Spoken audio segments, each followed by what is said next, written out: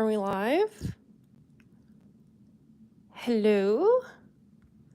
Why isn't it showing anything? Uh-oh. Are we live? Hello? What the heck? Why is there no video? Sorry, one moment. Oh, there we go. Wait, can we see? Yes? Okay, let me just adjust my camera a little bit. There we go. Hi! Okay, give me a moment.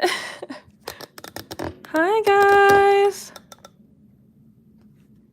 Right. Oh no, I had it set up perfectly before. There we go. Hi! Hello!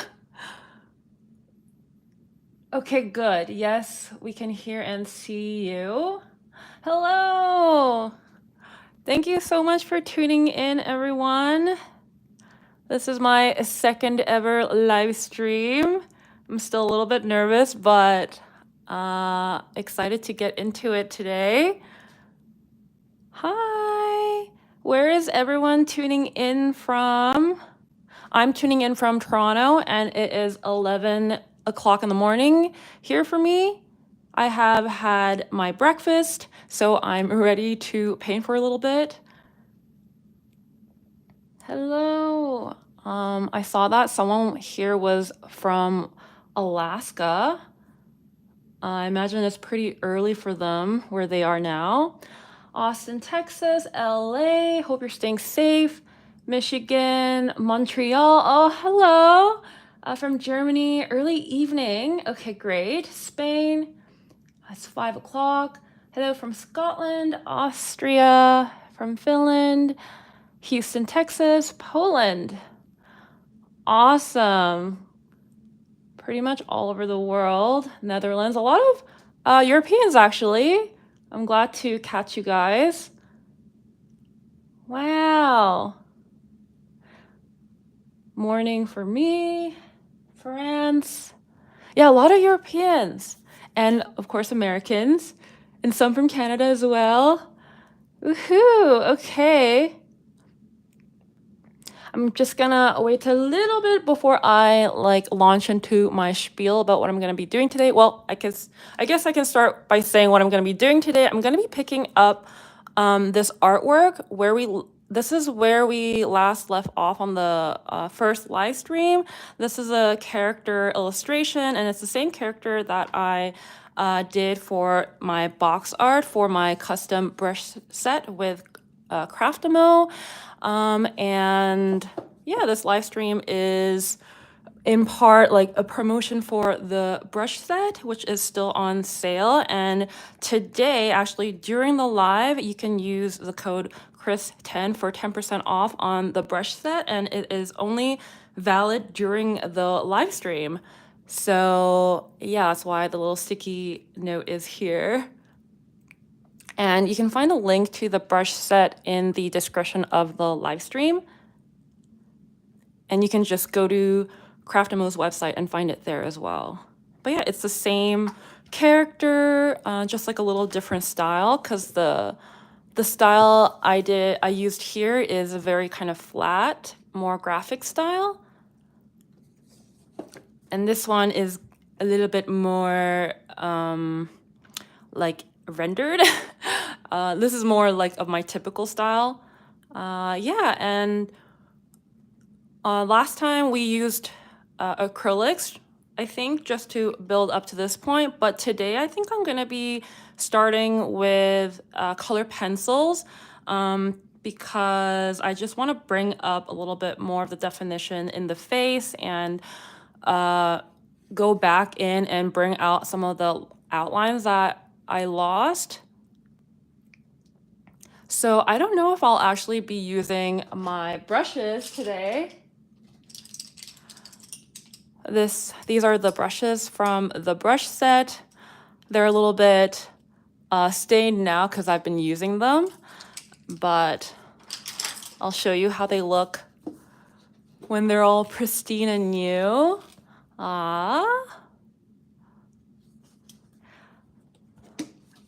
Has anyone gotten the brush set, and have you been using it?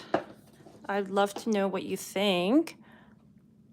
Girl, I missed your videos. Aw, I hope to be back soon with a new video. I know I take breaks from YouTube from time to time. Hello from Brazil. Wow, okay. First one south of the equator, I think. It looks so whimsical. Thank you. Hello, Chris from, oh, hello from Morocco. Wow, okay.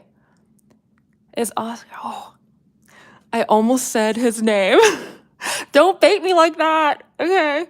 So, my boy, my little kitty, he was really active this morning. So I was worried that he would, disturb the stream, but he just settled down. So hopefully he, stays there for a little while.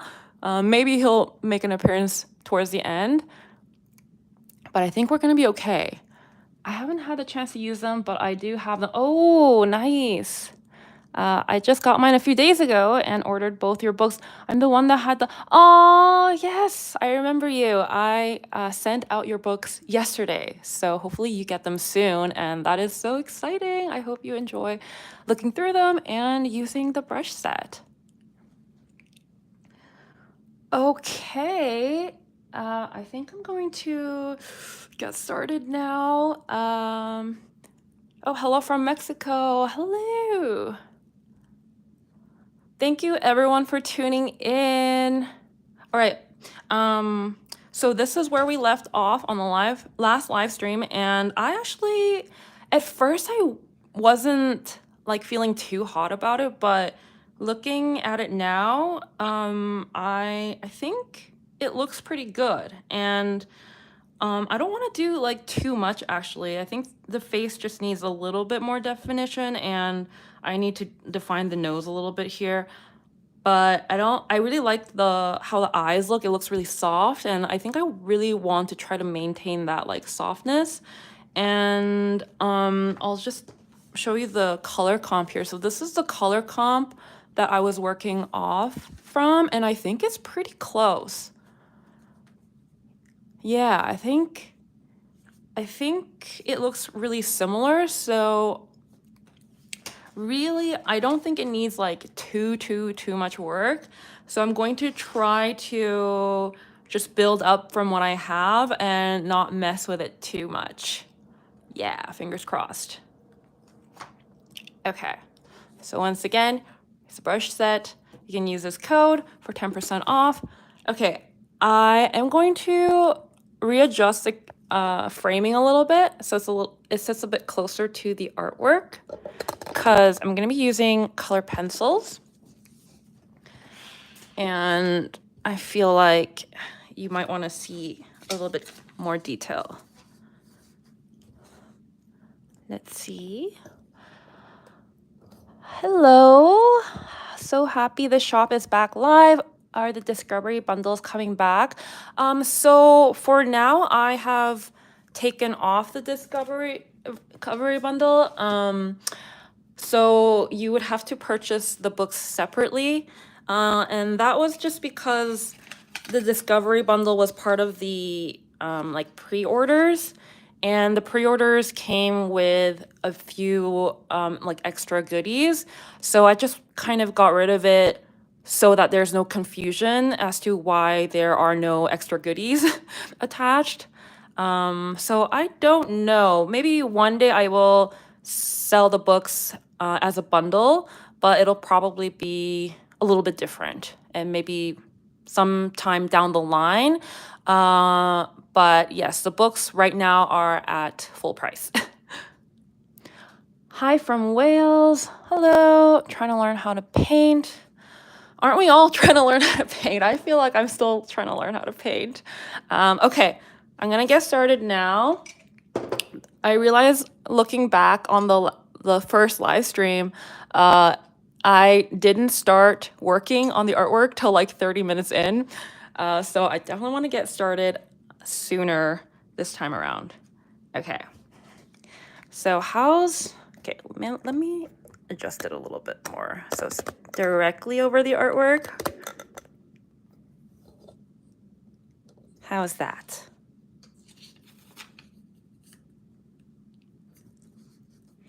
How is this?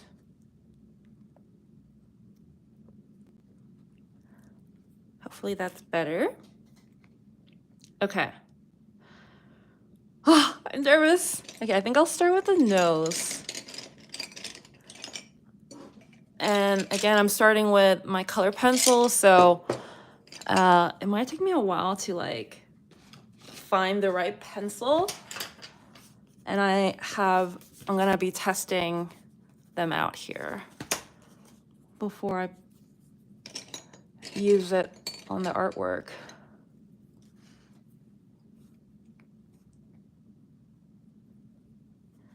There we go. So yeah, I wanna just kind of define the nose a little bit more. But again, I really just want to keep what I have because I think it's not bad.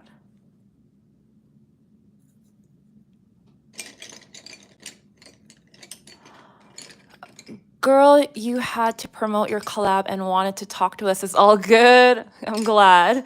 How fun is this? I am so happy to make it to this. Yay, I'm happy you could make it too. Peak. Thank you for this dose of serotonin. Aw. I'm glad to hear it. Are other people working on artwork as they watch the stream?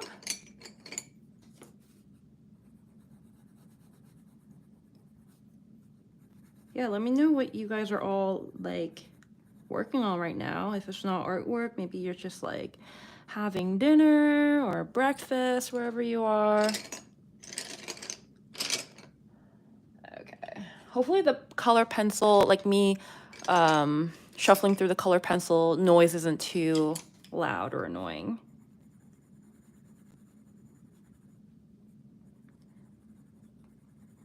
But yeah, I'm not really sure how the color pencil part will come across because there's probably barely any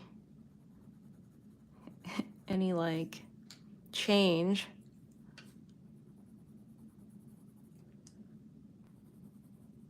Because I use it pretty softly. But yeah, I think the main thing I wanted to do here was kind of close the gap between the eyes a little bit, build up the nose bridge area. Not like too much, because I like how soft it is. And I'm not trying to give her like a super tall nose or anything.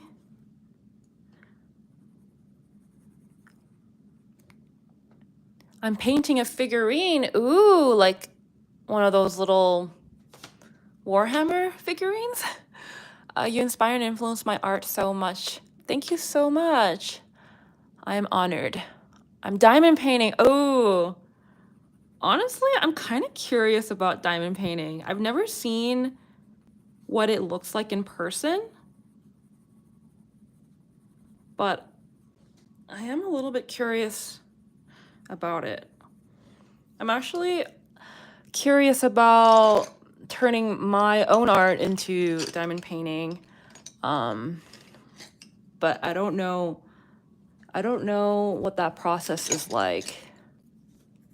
Because I feel like some of my older illustrations could work really well for diamond painting.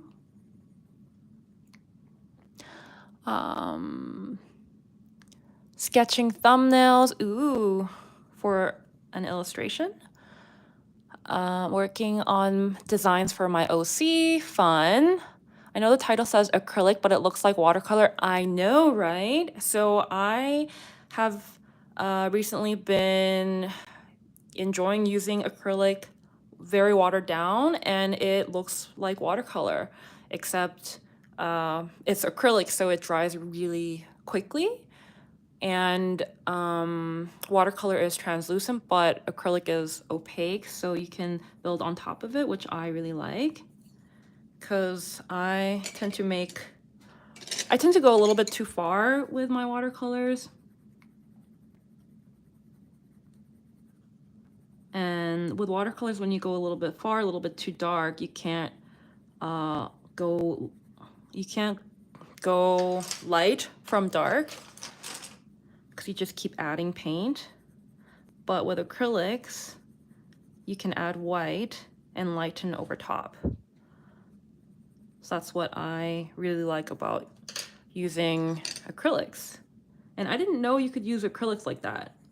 I assumed acrylics was like trying to mimic oils, but I realized really late in like my art career that no, you could use it super watered down and it almost behaves like watercolors. What type of pencil are you using? I am using a mix of Prismacolor Premier pencils and Polychromos, Faber-Castell Polychromos pencils, because I have both. I'm drawing my graphic diary at the same time. Daughter is doing her Lego in front of me. Oh, that sounds fun. Honestly, I'm a fan of Lego. I would like to get myself a set. I know they're really expensive, but I periodically check the Lego website because I'm curious. I want a really cool set. I'm holding out for like something that really calls to me because they're really pricey. But that sounds really fun. Okay, wait. That was a little too dark. So, oh no, that's a little bit too light now. Okay, this is what's tough about color pencils. I'm trying to pick the exact right one with the right shade and the right hue, or the right tone and the right hue. It probably looks like nothing is happening.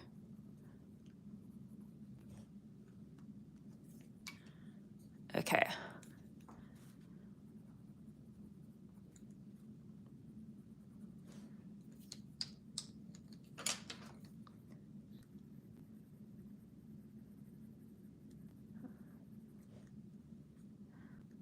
Yeah, I gotta be careful around the eyes, especially because I actually kind of like how the eyes look right now.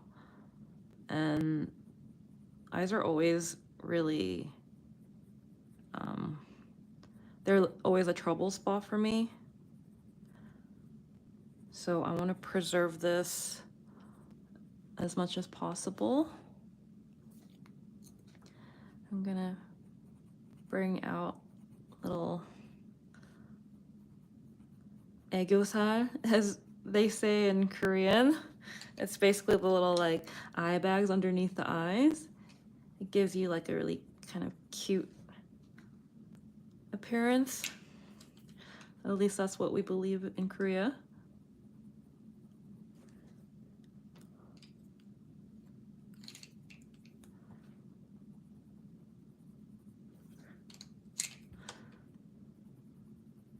There we go.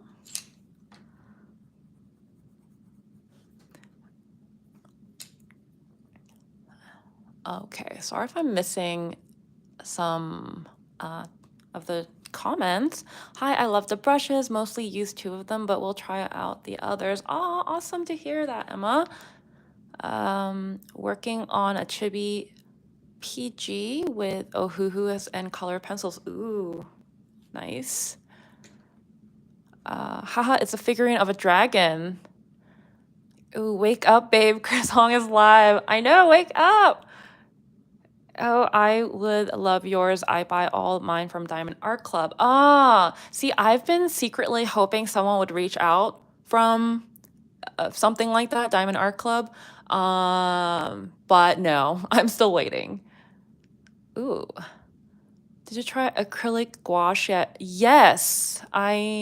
So I took a trip to Japan in November and I picked up a whole bunch of acrylic gouache, and since then I have used it very briefly and I dig it. Cuz right now what I used to do is I have the like golden heavy body acrylics, so like kind of regular acrylics, and I've been watering that down quite a bit. But the acrylic wash is already a better consistency for using in this type of way, like very watered down and like watercolor. So yes, I have used it and I think I will continue using it, and I'm excited to get more into it. Yeah. Okay, so also what I'm gonna do is kind of frame her face a little bit better. And yeah, maybe what I can do, something that you'll be able to actually see what's going on, is I'll bring out these little hair like curls, like the lines in the hair, because they got lost once I started painting.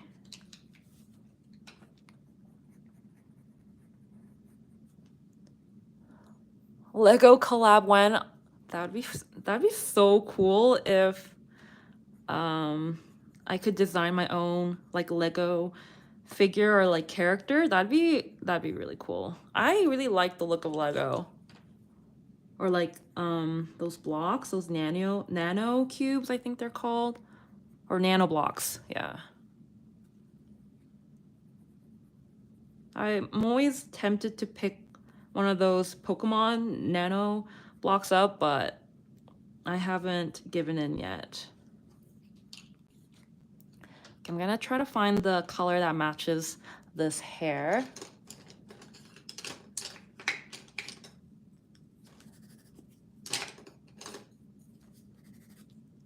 I find, yeah, color matching is kind of really tedious. It's a tedious part of color pencils that I don't necessarily love. I think this might be a little bit dark. Yeah, it's a little bit too dark.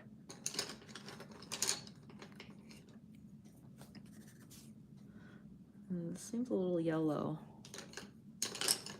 Maybe this. Well, maybe, okay. I don't know. Maybe that's something I have to do with acrylics. Okay. What do you think about the grainy spots on some watercolor paper? Is it less noticeable after more layers? Some of the grainy spots on some watercolor paper? Is it less noticeable? Do you mean the grainy, the like, oh my gosh, what is that term called when you have those grainy bits in watercolor? Oh my gosh, I don't even remember. I'm not exactly sure what you mean, Emma. Have you ever drawn any comics, or have you ever considered it? Yes. So you'd be surprised to know that when I was younger, like back in high school, I used to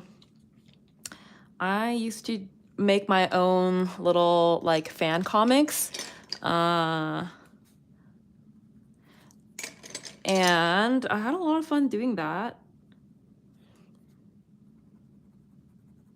But since then I've dropped off because I don't think I ever wanted to become a comic artist.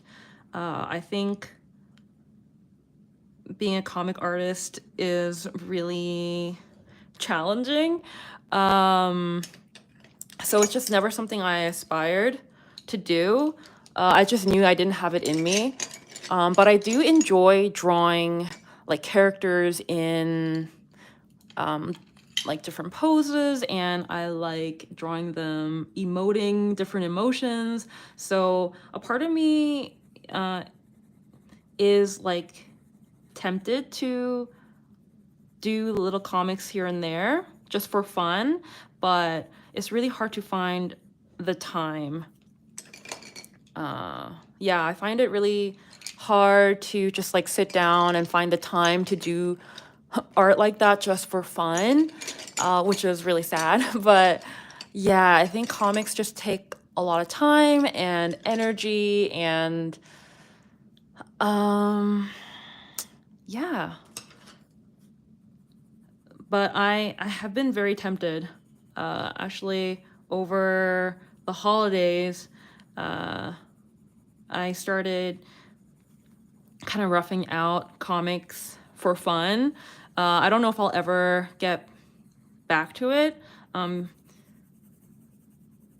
But yeah, I have this like kind of itch to illustrate like a comic based on my life and some of the like adventures that I go on day to day, because I think they're really just funny, and I would like to share it somehow, but again, it's just like a lot of work, and I just haven't given myself that like time to really sit down and get into it.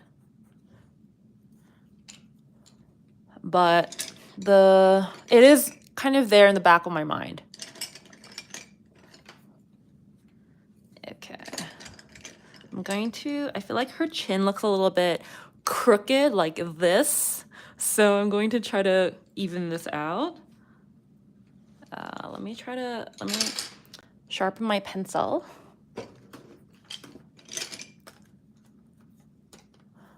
Okay. Uh-oh. The color pencil lines are noticeable, by the way. Oh, that's really good. Yeah, because...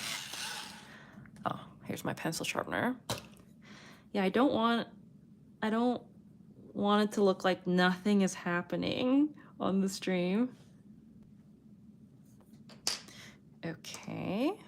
Now I gotta get a blue and go under the chin.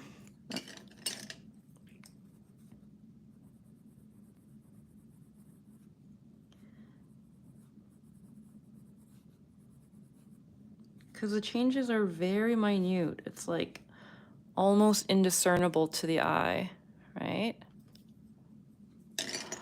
And I feel like it got a little bit dark under the chin here. I'm feeling a lot of contrast, so I'm gonna knock down the contrast by using a lighter blue here.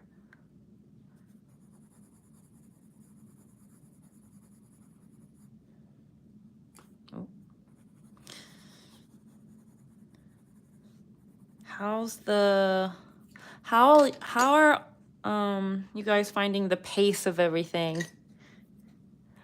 Of me reading the chat and working on the art. Hopefully it doesn't feel too like painfully slow. So now I'm going in with this blue and I'm darkening, or like I'm outlining the lines of the ribbon just to bring it back out. But I'm not going in super hard with a pencil because I want to keep the lines soft.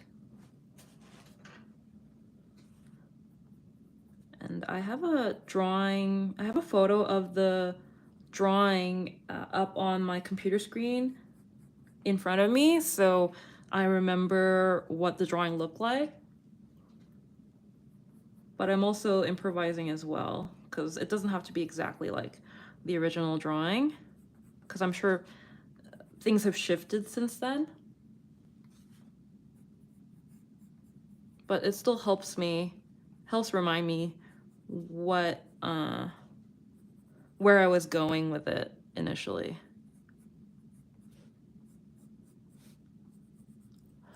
Okay, let me get back to some comments. Now, as a color pencil guy, it did look like a lot was happening. Oh, okay, good. Haha, very similar to coloring the eye for my art yesterday. Okay, that's really good to hear that. It looks like things are happening. That's what I like to hear.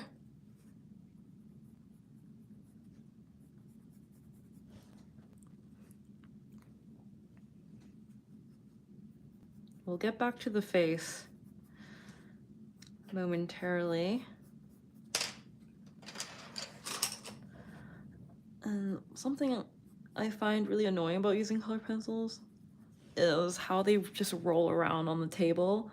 And as you continue working, you just accumulate more and more color pencils. And you just run out of like table space. Anyone else get annoyed like that?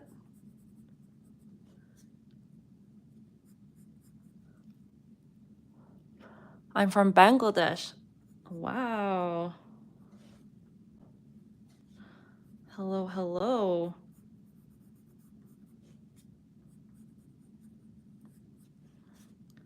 Thank you so much for tuning in all the way from Bangladesh.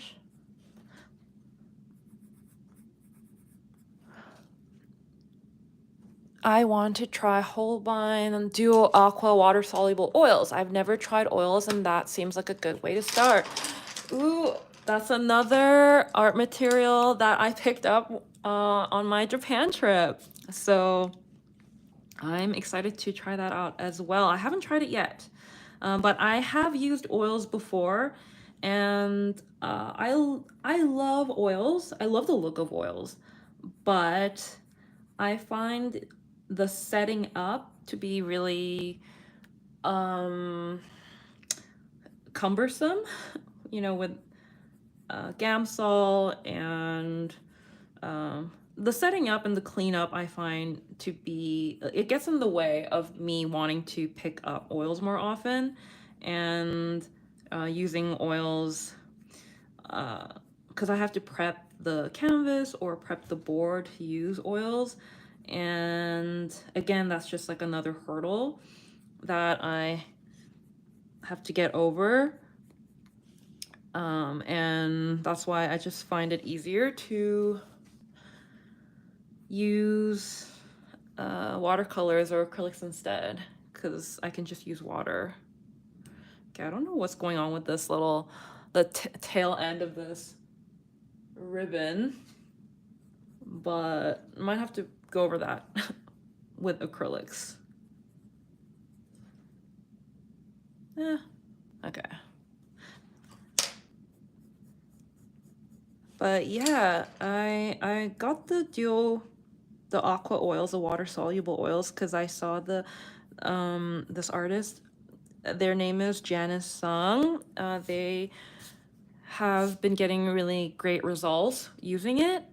And I remember them saying somewhere where they always struggled with using watercolors and acrylics, or like watercolors and gouache on their own, but the Duo Aqua oils gave them the effect that they've always been after. And I've always felt that as well with acrylics or with watercolors and gouache, that I couldn't exactly get the effect that I wanted on their own. And I always find myself like reaching for color pencils and other just mixed media.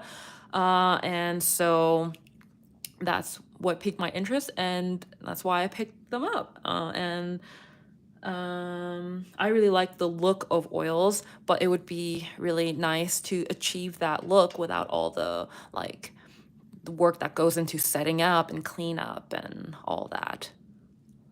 But yeah, I haven't gotten into them yet. Hopefully will soon. I truly need more artsy pals. Aw. Yeah, get yourself some artsy pals.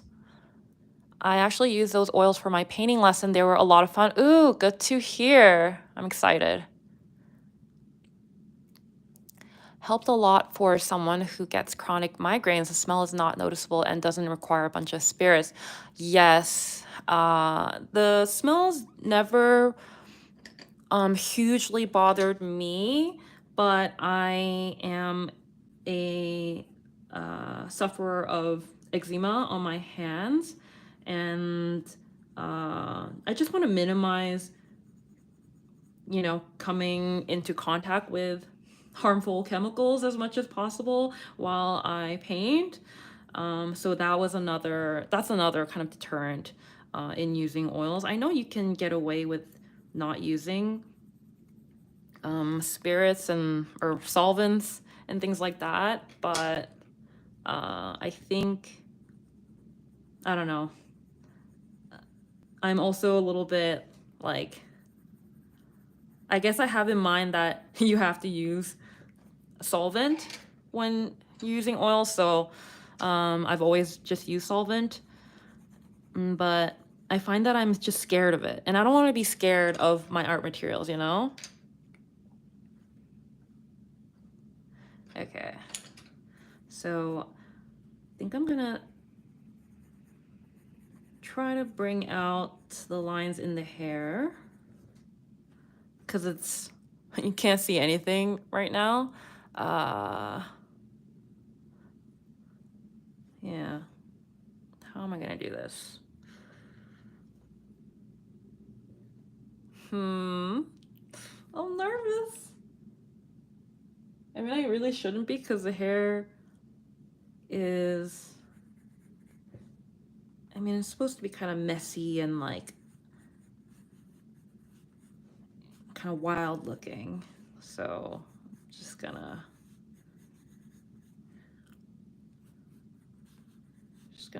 you know, start making things up.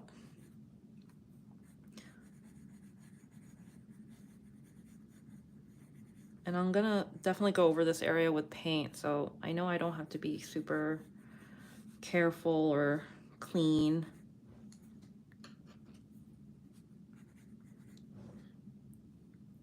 I just need to give it a little bit more description as to like what's happening.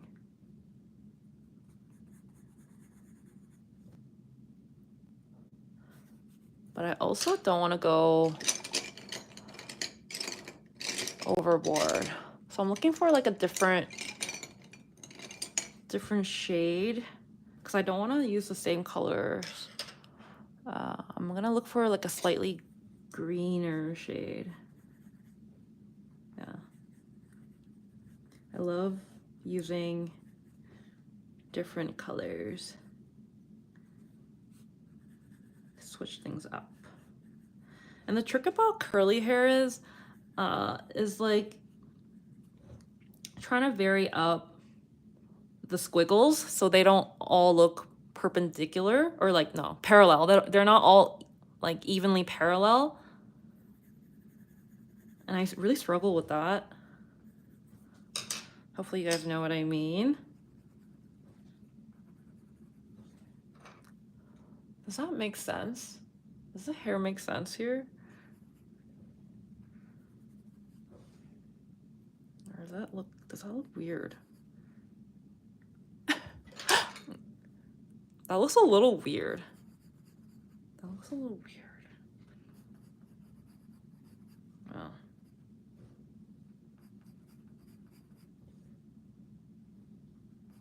I don't know why that looks weird to me.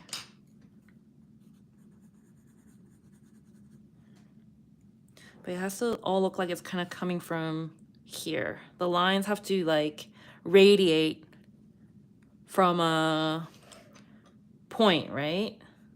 Yeah. I think that's why it looked weird. I think the lines have to radiate from a little bit higher because this bonnet is like pushing the hair up. Let's see if I can pick up some of the lines here with the eraser. Oh yeah. I'm taking a kneadable eraser. Just great. Okay. This live will be available as video to rewatch. Yes. As long as nothing truly horrible and embarrassing happens, I will leave it up for those that miss the live. Okay. Oh. Maybe, oh, granulating, maybe hot press versus cool. Oh, are we talking about those like paper textures? Oh, graining, granulating, that's it. That was the term. Almost like the freckles in the face. Oh, I believe that is, yeah, you know what? That's probably a little bit of the paper texture and a little bit of graining. It's probably a mix of paper texture and graining. I believe because this is a really light application of acrylic so far, I think once I go over top of it a little more opaquely, I think it will be a little bit less noticeable. But I also don't mind too much. I don't mind the texture too much, personally. At least at this point, I don't. Yeah, see how I'm going with a lighter color pencil and I was able to kind of cover up some of the little specklies?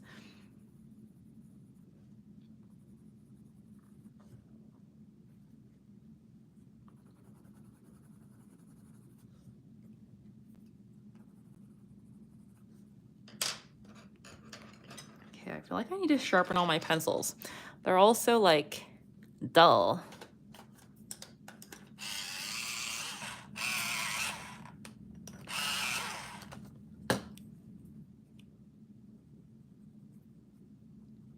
I'm trying to bring her eyes a little bit closer. A little bit.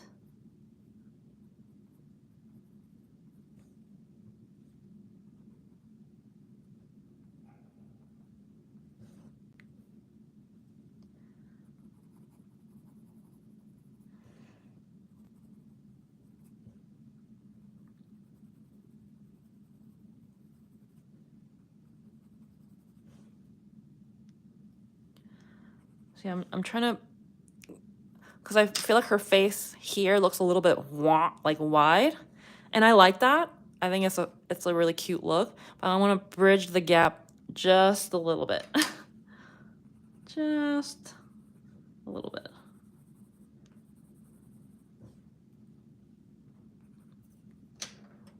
I'm gonna look for a blue because I went a little bit blue here. Maybe this blue. Okay, yes, I'm gonna sharpen this because it's so dull.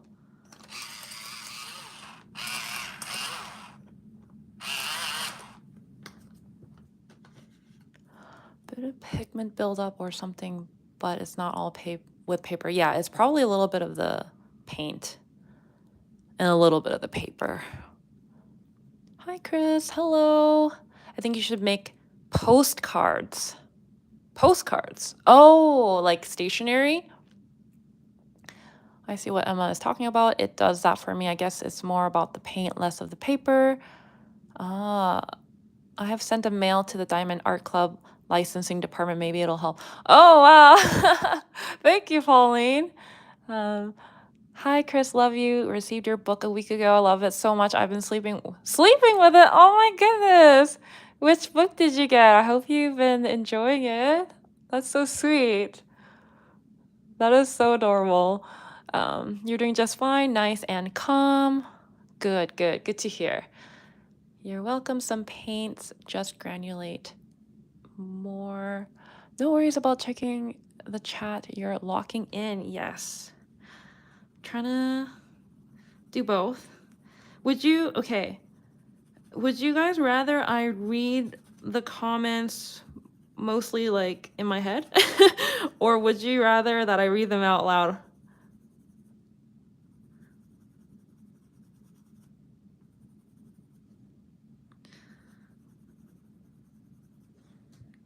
I think I went a little bit too... You know what? I'm gonna use the eraser. I don't want to go too dark there. Honestly, like, I'm pretty happy with the face. I don't feel like it needs too much. Just like, maybe I'll start working on the nose now.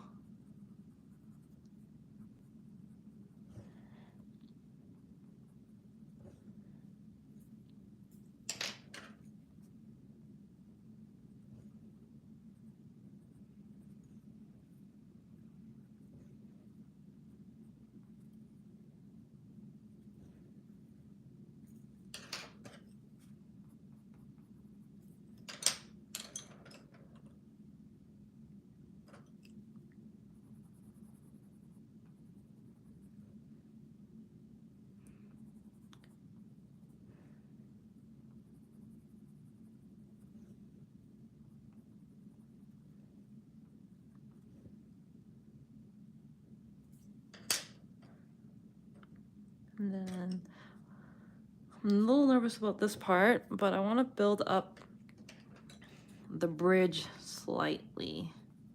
So going in very light here.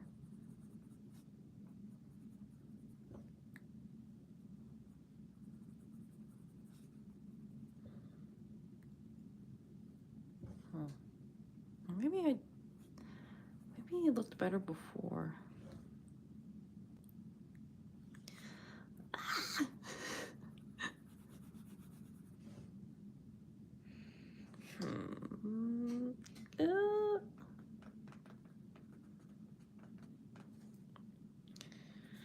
We'll come back to that. We'll come back to that.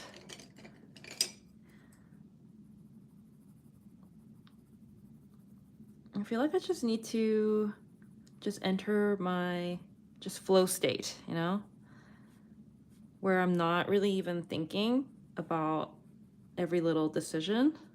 Because right now I am, and I feel like it's tripping me up a little bit, you know?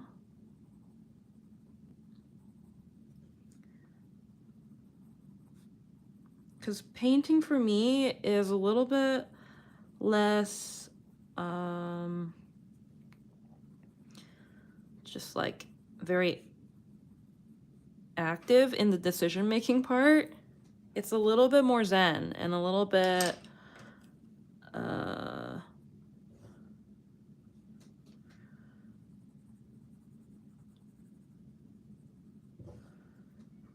yeah, a little bit more zen.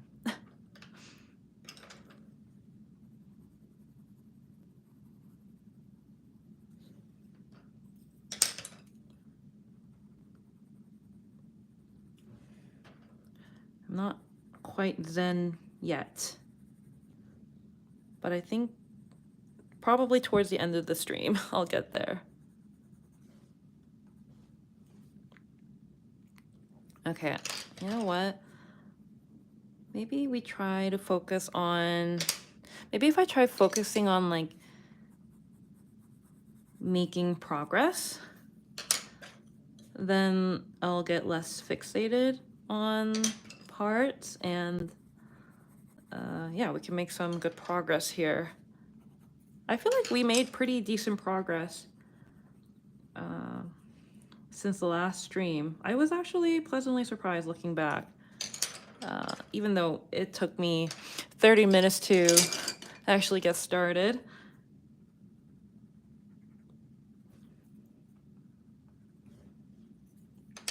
So right now I'm just trying to soften up this line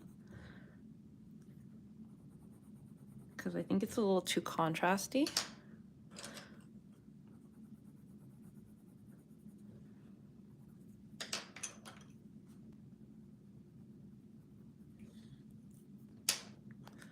Well, now it's a little bit too soft. I'm very like sensitive to line work or like the appearance of lines. I don't want them to look too outlined.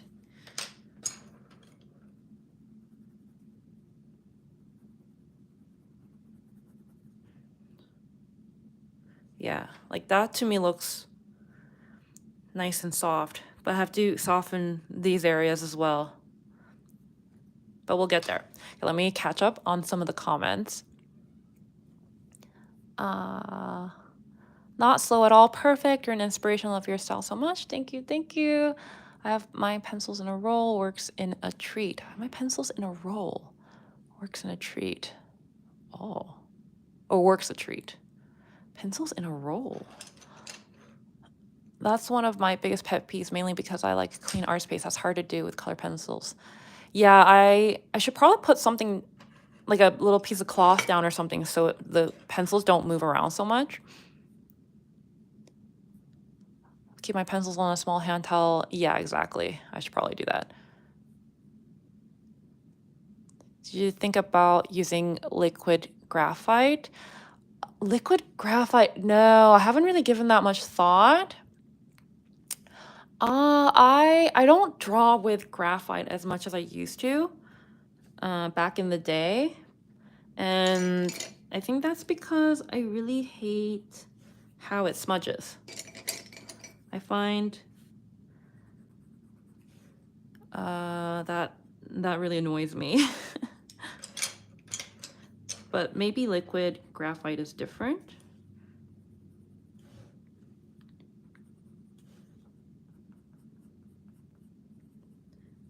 I've been working in my sketchbook more recently, and I started sketching in the Prismacolor Color Erase pencil, which is kind of like a hybrid between a color pencil and a pencil. And while I like using it, I find it smudges way too much, and it's been annoying me. Yeah. So I had to take like a fixative spray and spray the pages so they don't get really messy.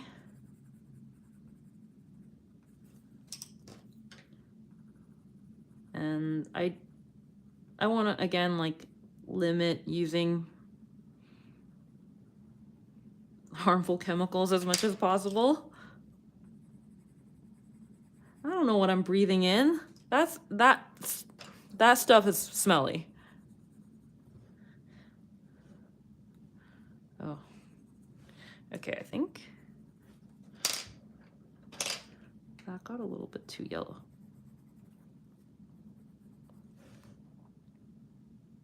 But I brought a little bit more definition to the eyebrows.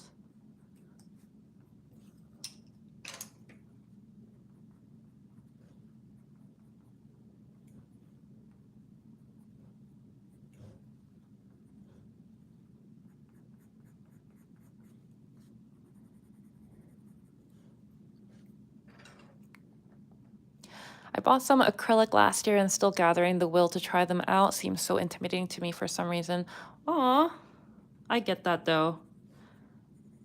I think it took me a long time to get into the art materials I bought too. Like, it took me a long time to get into oils.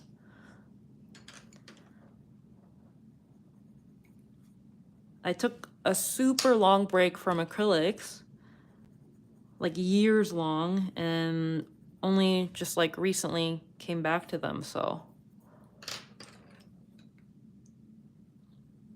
you go through phases with art materials, I find.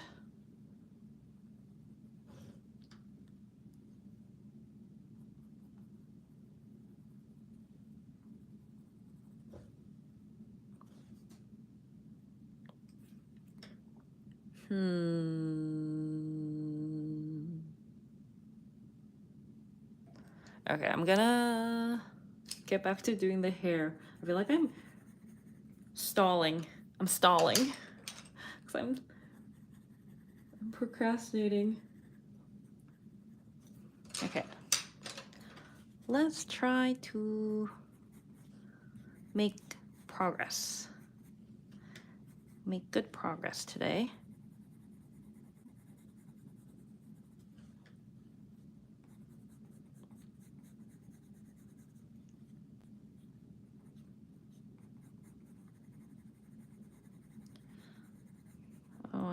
forgot to mention, but Happy New Year, everybody. And Happy Lunar New Year soon to those who celebrate. Hopefully it's been a good start to the year for most. I know for a lot it hasn't.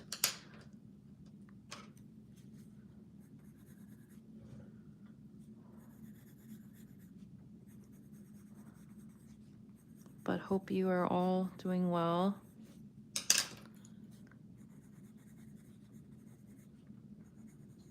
It took me a little while to kind of get back into the swing of things. I think this past week, I finally just kind of got the gears turning again and started drawing in my sketchbook again, started painting again. But it feels like I was kind of in a little rut for a few months there.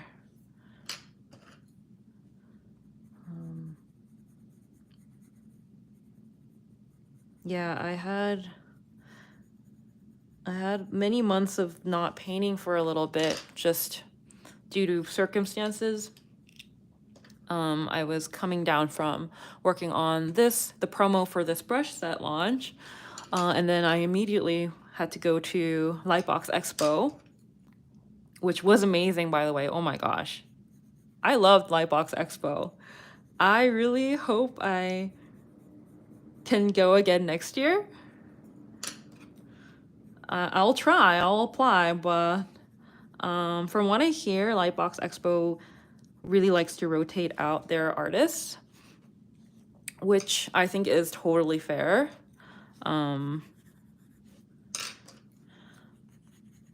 So I'm not like certain, but I'll try. But I really loved Lightbox Expo. It was definitely one of my top like conventions that I've attended as an artist. It just had amazing vibes. I really felt like Lightbox Expo was kind of my crowd. I had so many people coming up to tell me they watch my YouTube videos. So yeah, they were my crew.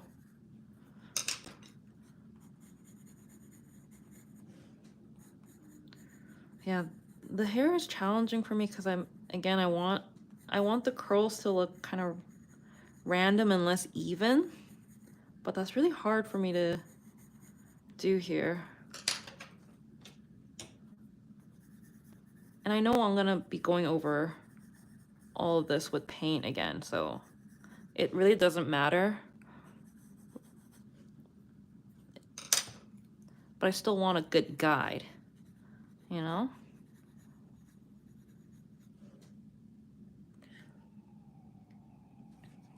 It's funny because when I look at my drawing, it's like I just scribbled, like, and that looks better than these lines here. These lines here look too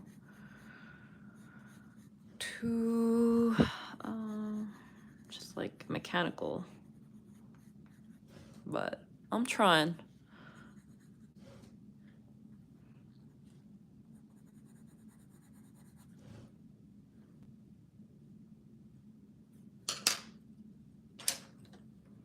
Okay, comments. Okay. Good morning. I think a wet palette helps with acrylics so that you can set them aside for a bit. Yes. So I use a wet palette and it's definitely made using acrylics a much more pleasant experience. Color pencils over paint gives me so much dopamine. I know, same here. I'm so glad that I allowed myself to use color pencils. Because for the longest time, I hate to admit, but I was one of those artists that thought that was cheating. Yes, I'm really ashamed to admit that, but I used to be one of those really judgmental uh artists that would think like, oh, that just feels like cheating, you know? But no, first of all, who cares? And second, like why would I continue to deny myself this awesome effect? Like first of all, it just makes it it makes painting so much easier for me. I can control the drawing better with color pencils, and I genuinely just love the look. It gives it like a toothier look that I really like.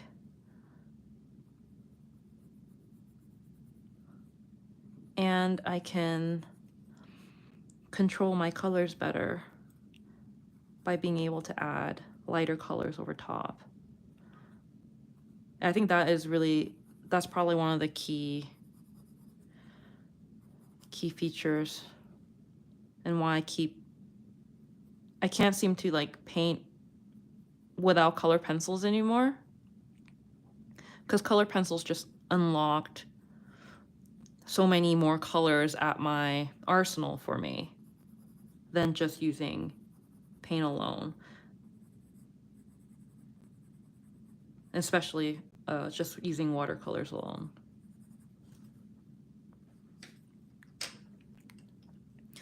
Okay.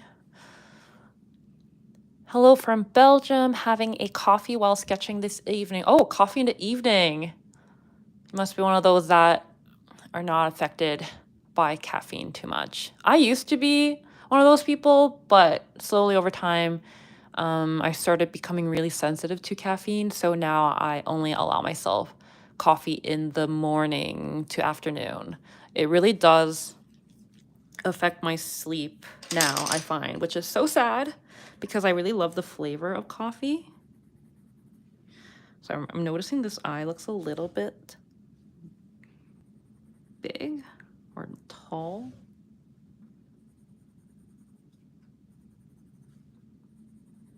How long have we been live for? Let me check.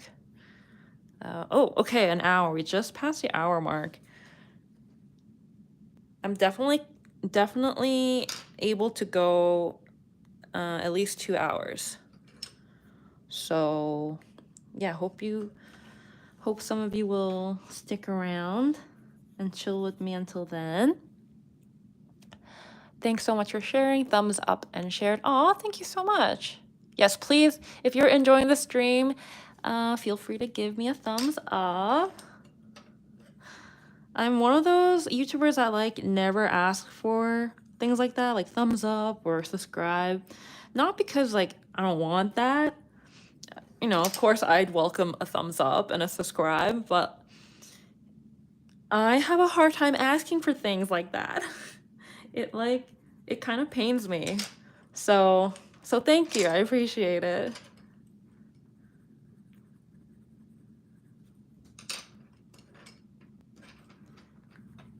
Okay, wait. Gotta continue to like step back and see what the piece needs, because I want to keep moving forward and not just noodle. Okay.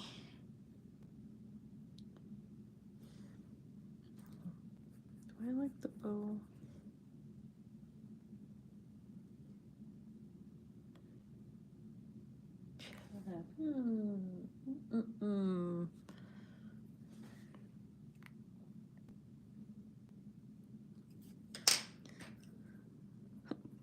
And yet I keep jumping around.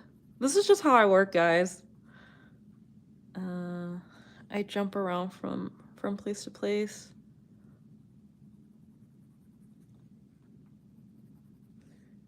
I don't want to overwork an area too much, you know?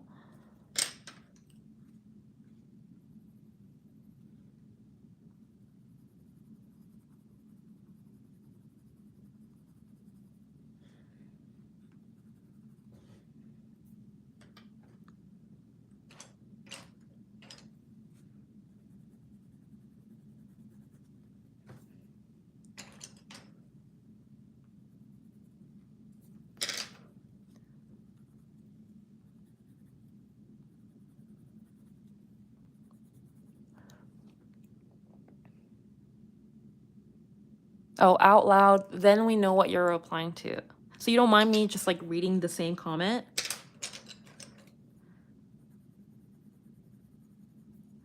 Well, I guess that makes sense. Yeah, because my like responses are a little bit delayed. I guess it makes sense that I read them out loud. Otherwise, it will feel really out of context. Because I can't look up, you know, all the time. I gotta make progress.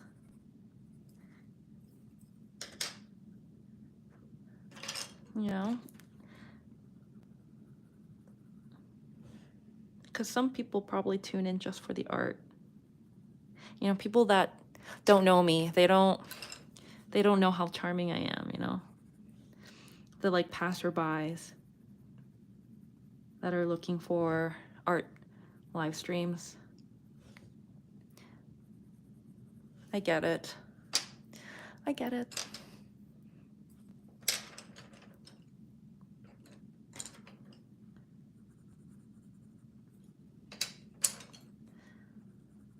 But yeah, I'm really, really proud of myself for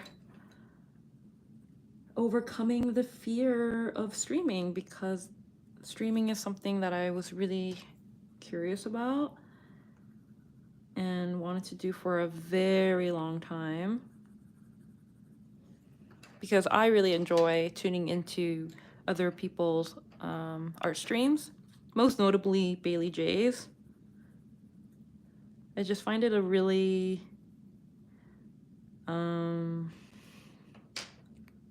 just like, it's so chill, and it gives me like a really good background noise to work with.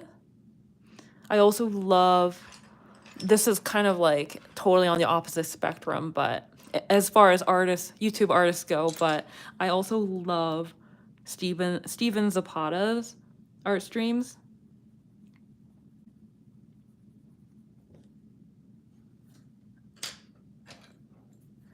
I have probably watched all of them, as well as Bailey's. It's just really good background noise while you work. So hopefully I will be able to provide that for some of you today.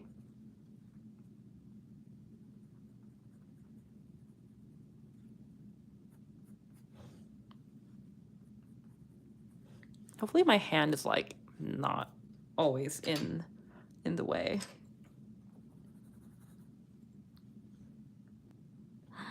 She's so cute. Yeah, I feel like her face doesn't need much, right? I feel like it'd be a mistake to do too much to her face.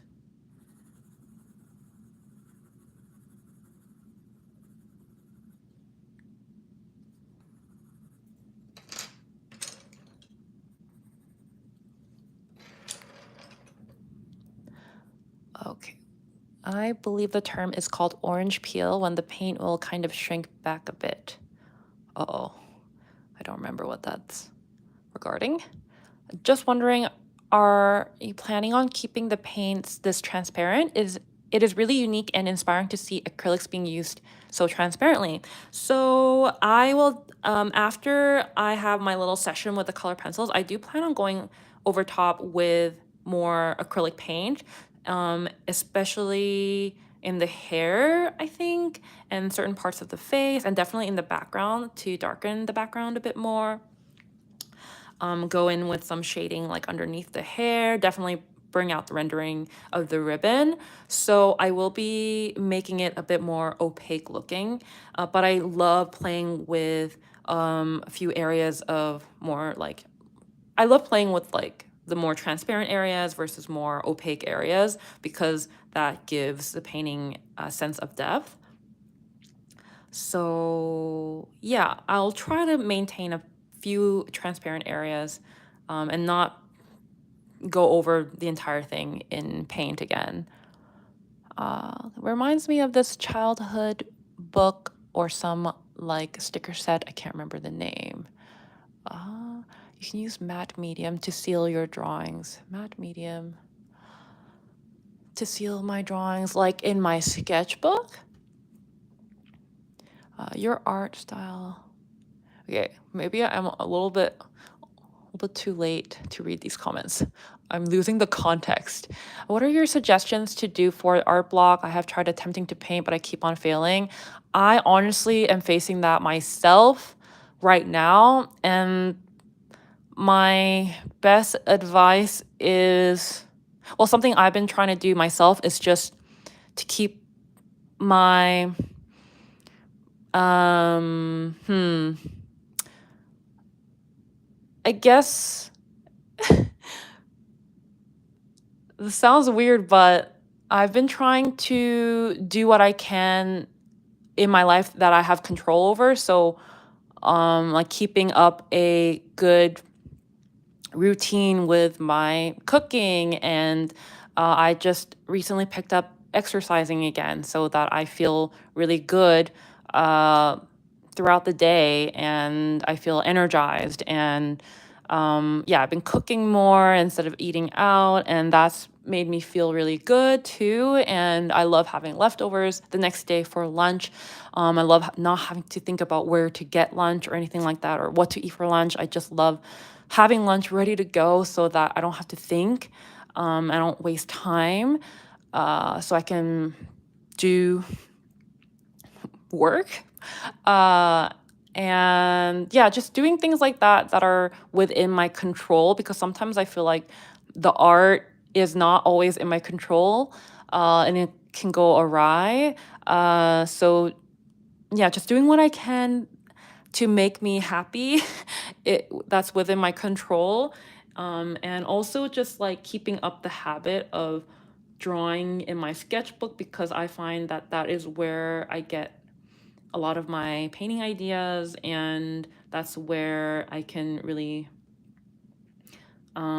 just brainstorm. And yeah, just keeping up the habit so that I feel motivated, and maybe I'll land on an idea that I feel inspired by, but I won't know until I search it. Until I really put it down on paper. When it's floating around in my head, I find that it's not really real. So that's why I try to get it down on paper, in a sketchbook. So that's kind of what I've been working on the past 2 weeks, since after the holidays, trying to get back into the swing of things. I've been exercising. I have been cooking more. I've been honestly like keeping my apartment cleaner as well, which has really helped my mental health, and like, it makes me feel more inclined to like sit at my desk and work when I have like a tidier workspace. Uh, and those are things that are within my control, right? So just doing what I can, because that's what I feel like I can do at the moment. And yeah, I've been sketching, or I've been drawing in my sketchbook more, because that is where I get my painting ideas. And I just hate being in that space of like, oh, I don't know what to draw or paint. That's when I feel a lot of anxiety about like where my career is going. I've been in that state for a few months now. Oh, I realized I forgot to pick back up the conversation when I started talking about Lightbox Expo. Because I was explaining what I've been up to, why in the last few months I haven't been able to really like make art. Yeah, so ever since the Craftamo like brush that launched, I had to go immediately basically to Lightbox Expo. And then once I got back from Lightbox Expo, I had to go on my Japan trip, basically a few days after getting back from LA. And this is like a bucket list trip for me. I'd never been to Japan, and I set aside like 15 days for the trip. So it was a pretty long trip. And yeah, so that was basically smack dab in the middle of November. And then once I got back from my Japan trip, I had to immediately start fulfilling the book orders for my book, The Portrait Companion. Let me just pull it up. Here. My book. So I had to basically fulfill hundreds of these book pre-orders, and that took me quite a bit of time as well. And that basically like once I finished fulfilling for that, it was basically the holidays. And then, the holidays are such a weird time, right? It's hard to get anything done. For some reason it is. And I was dealing with other personal things around the same time as well, which really led me to taking a break from art. And it kind of happened, I guess, at a good time because it coincided with the holidays. And yeah, I was, the book fulfillment was a lot of work. It was really challenging, and it really took a lot out of me. So the break was welcome. And honestly, Japan trip took a lot out of me as well, in like the best way possible, but it did. It was physically very taxing. And then having to fulfill all those book orders by myself immediately after, yeah, it was, I will say I felt very just physically and mentally tapped out. So yeah, after New Year's, I finally was like, okay, I can't rot on the couch forever. I gotta get back into the swing of things because, I need to start making money. And I don't, as a content creator and artist, I don't really make money unless I make content, because bulk of my money comes from my shop and selling books. And when I am not making content, people forget about you. People forget that you exist, and the sales drop. So I have to periodically remind people that I exist by making art and putting my work out there. So that's why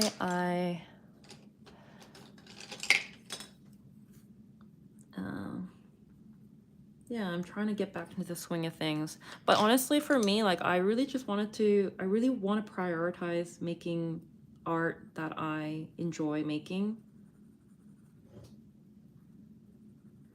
because that is what makes me happy, and it makes me feel fulfilled. But that's been a struggle for me for the last few months. I mean, I've been busy, yes, but I have also had time to make artwork, and I've actually made attempts. I have several paintings that I have started but have abandoned because they just didn't turn out. And it's been so demoralizing and just discouraging.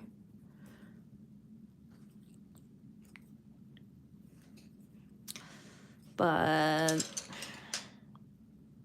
I can't let that stop me for too long, I can get really sad and down about it, but I gotta keep moving. And honestly, I think that is the key. I just gotta keep moving until I strike on that note. I just like something, you know, sparks, and I just feel really like excited again, because that excitement is what's going to keep me going and keep me like pushing through any hardship I come across, because there will be hardships. Like, you're just not going to like everything you do, and I certainly don't like everything I do. But it's just been a little while since I have done a piece that I'm like really happy with. So yeah, I've been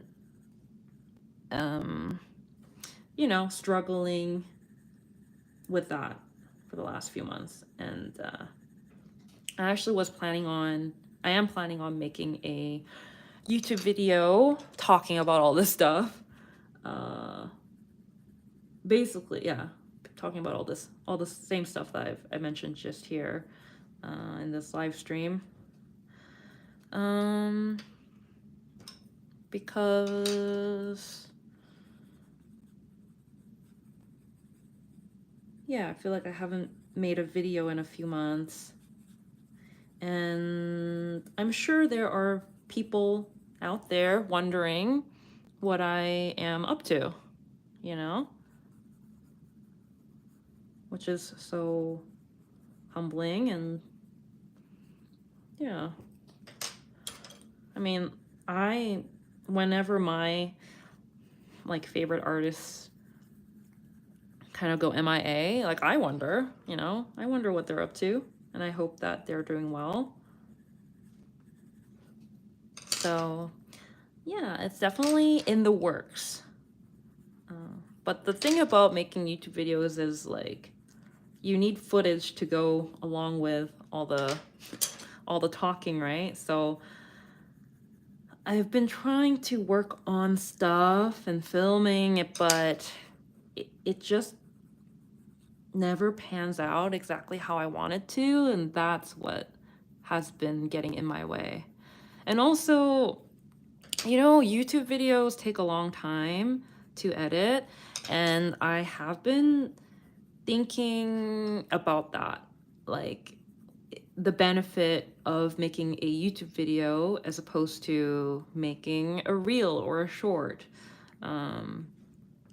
Because yeah, YouTube videos just take so long to edit. Sometimes I feel like it takes me a whole week to like, from like start to finish. Like I can spend a whole week on a YouTube video, and that is too much time, because I need to focus on making the artwork first and foremost.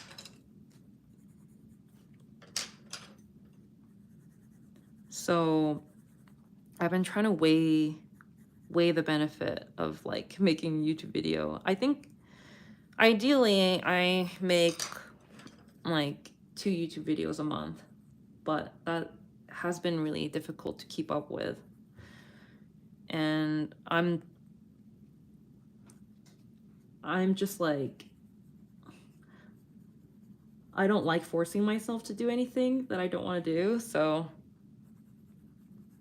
sometimes that is why I go for months without posting sometimes. Anyway, let me catch up on some of the comments here. Oh my gosh, I've just been going on a rant. What are your suggestions? Okay.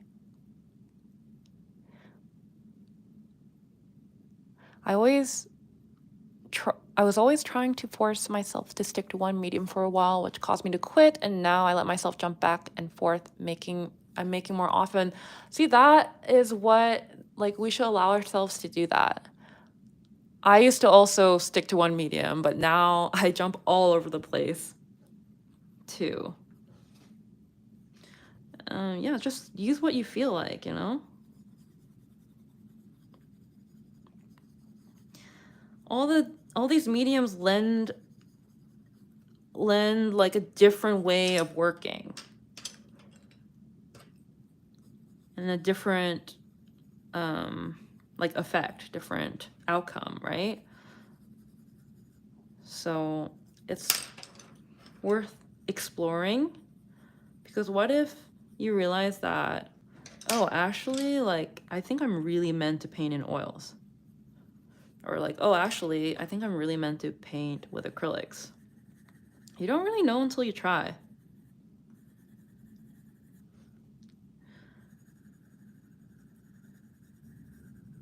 You know, it's funny, as much as I've been enjoying using acrylics like watercolors, like I still do miss watercolors.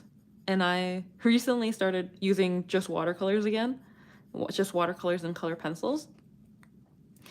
And hopefully that's gonna be the like YouTube video. They're just like, it's not like a full illustration like this. They're like little, just like little sketches. But yeah, isn't that funny? Like I'm also continuously just jumping around from media to media.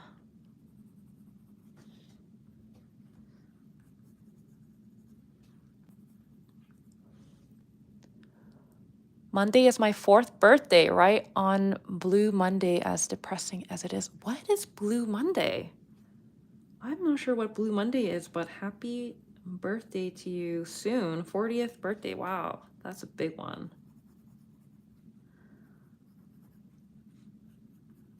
Happy birthday. That means you're a... Are you an... No. Aquarius? Yes. You're an Aquarius? Manifesting Lightbox Expo 2026. Yes! Please. Manifest it for me, y'all. Honestly, Lightbox Expo was so good. Okay, so I've been kind of going ham on the hair. What do we think about the hair? So far.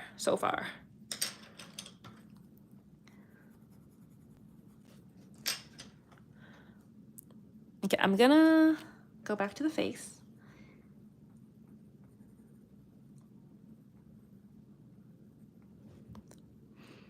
Because of you, I started painting. Oh my goodness.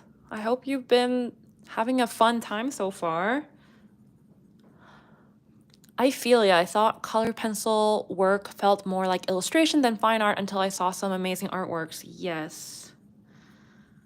I also had that just kind of negative connotation.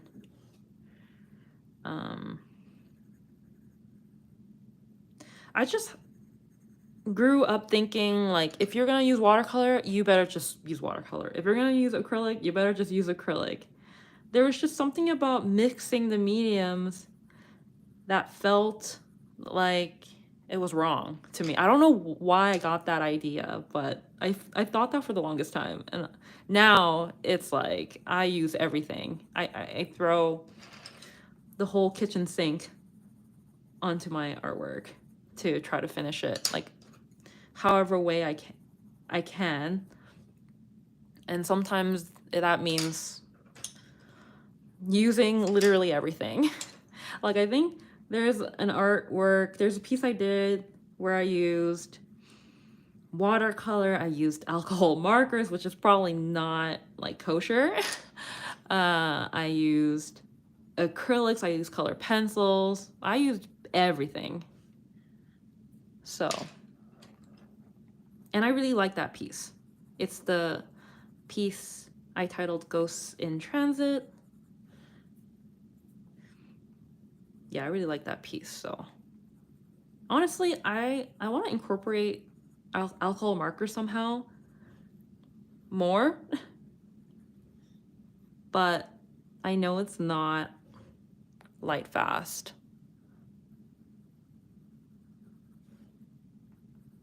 And I still feel like a noob when it comes to alcohol markers, so it makes me nervous using it.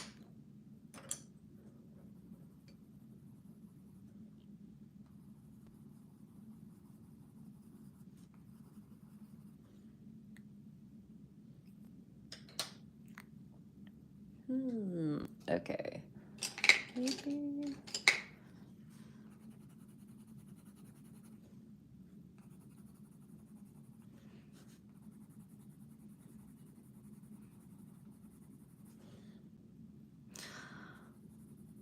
the face is most fun for sure. I love rendering the cheeks. I just love giving them like rosy, puffy, rosy cheeks.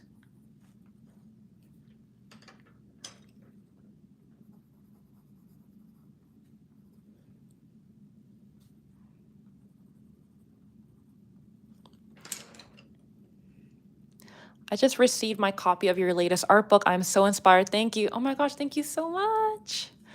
I'm so glad to hear that.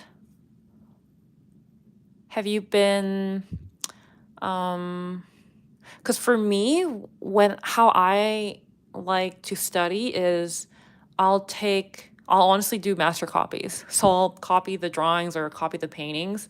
I'm just curious if you've copied from the book yet, because I find that really helpful. And I am so like if you guys like, that's the whole point of me making that book, is like I want people to copy from it, for studying purposes, because that's how I learn as well.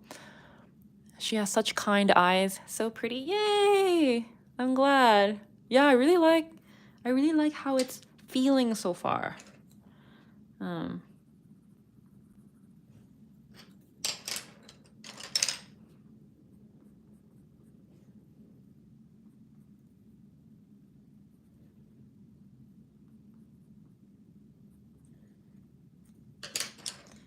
Hopefully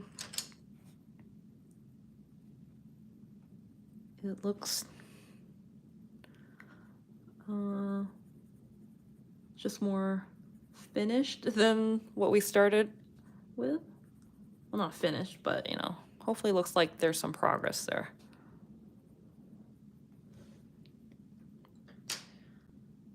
How shall I do the nose?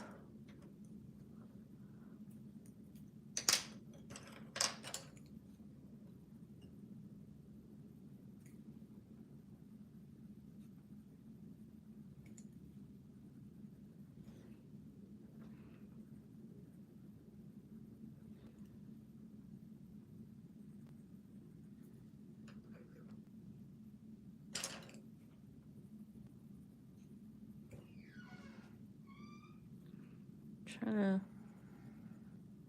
bring a little more definition to the nose here, but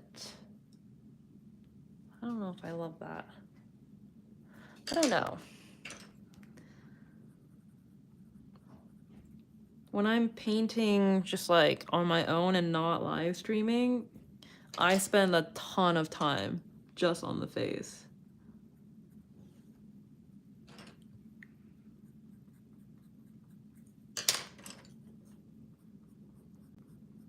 Just like massaging it here and there.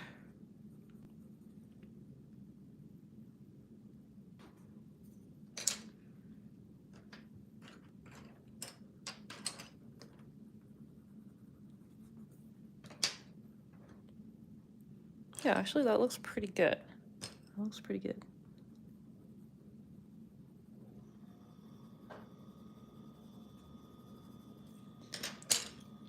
Just deepening the eye sockets a little bit more. Actually, she's looking so cute. What do you guys think? Isn't she cute? Hello, nice painting. Thank you, thank you. Subscribed with you just now. Oh, thank you. Happy to have you here. Been around this channel for many years now. I always miss the live stream, but watch every video you put out. You haven't missed it. You're here. You made it. But thank you. Thank you so much. Chris, your work has a really amazing nostalgic vintage vibe to it. How do you get that effect? Thank you, Crystal. It was probably because my inspirations are from that era of illustrations, like the golden age of illustrations. I think beyond art, I love vintage like clothing and furniture and just the vintage aesthetic. So I think that is partly the reason as well. Yeah, it must be just like my art inspirations. And I love Bailey's lives as well. Yes. They're just so chill and fun. Yeah, I love Bailey. Great advice. Usually with art block, there's an imbalance in your life. Try to find the balance and clear your mind for a good restart. Yes. So I'm just trying to keep the pedals moving, just keep pedaling. And set myself up for success. Yeah. Because, I gotta make sure my life is in order as well, not just art. I can't let my life go to its waysides or whatever that phrase is, So that's what I've been working on. And honestly, it has made a tremendous impact on my just general happiness. And that is also what helps me with the art as well. It helps me keep a positive mindset. Like when I do a drawing or like when I do a painting and it doesn't turn out well, it's better than having done nothing. Honestly, I just keep telling myself that it's better than having done absolutely nothing and just rotting on the couch, right? At least I got my hand moving, at least I got my mind moving. I'm practicing all those muscles, and that is truly better than nothing. And I just like to think it's gonna get me one step closer to the art that I will really love.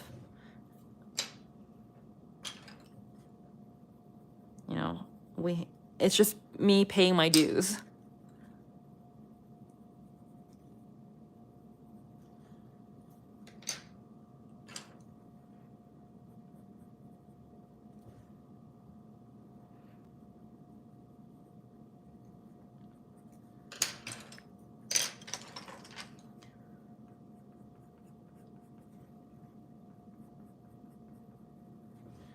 Applying a little bit of blue kind of shadow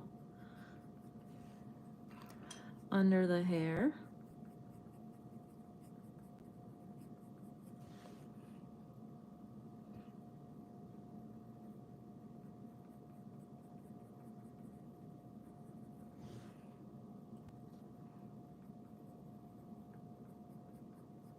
I really find the color pencil portion to be really zen.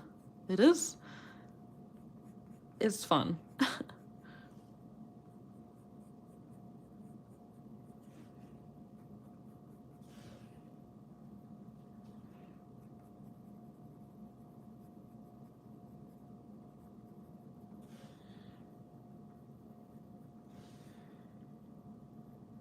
I think this was supposed to be a hair strand, this little point. Maybe I'll just fill it in with acrylics. Yeah, and then, oh, she's turning out so cute. If I do say so myself.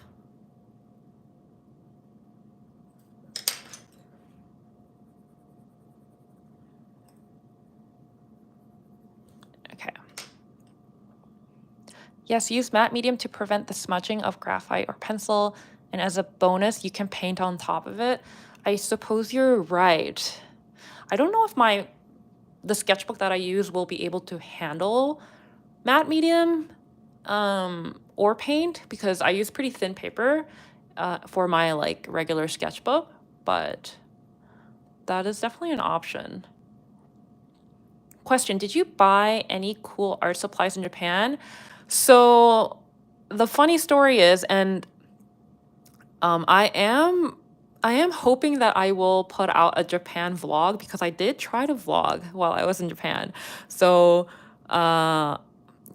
if I ever do put the vlog out, you'll be able to see what happens, but I'll just tell you now, I only had like 30 minutes to go to the art store, and it's my fault because I didn't give myself enough time, and I thought I had more time towards the end of my trip, but I used a luggage forwarding service, so I knew I had to get all my art materials into my luggage before I like forward it to the airport. Um, and I had to do that like a couple of days in advance before my flight. So I realized, oh, I only really have like one day to go, and I really only had like 30 minutes. So I like ran into the art store, and I knew going in, really all I wanted was the Holbein acrylic wash and the Holbein Duo Aqua oils, which is like the water soluble oils. So really, I just went in and grabbed a whole bunch of those and ran out. So that's really all I got. But I'm happy to have those, and I am really looking forward to testing them out. But yeah, that's really it. I didn't grab anything else, unfortunately. Didn't really have the time. Okay. Do we think it's time to go back to using acrylic now?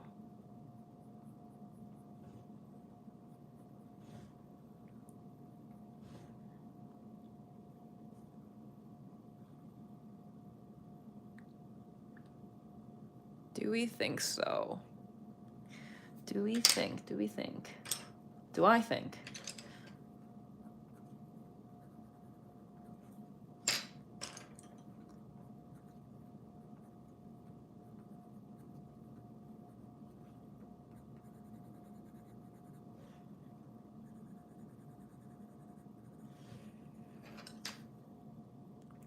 No, I want to try to bring in a little bit of shading in the bonnet. I think that's what I'll do.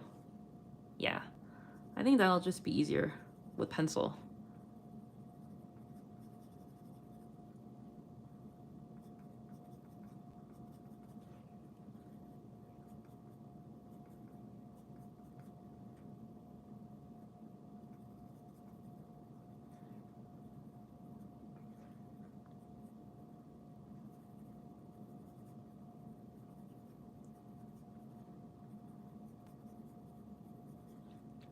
Usually when I work with acrylics and color pencils like this, I am constantly going back and forth. And what's really great about acrylics is that it dries so fast. So it allows me to do that. While watercolors, I have to wait around a bit longer before going back in with the color pencils. Otherwise, the color pencils might damage the paper. Yeah, you definitely don't want to go with color pencils while the paper is still wet, because that risks damaging the surface of the paper.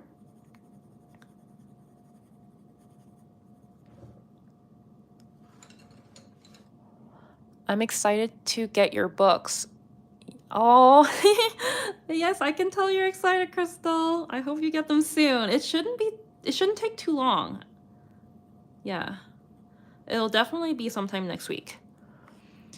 I'm just starting your Level Up Your Portrait Drawings course. Ooh, really enjoying it and hope to post my project soon. Awesome. Well, I hope you find it very helpful.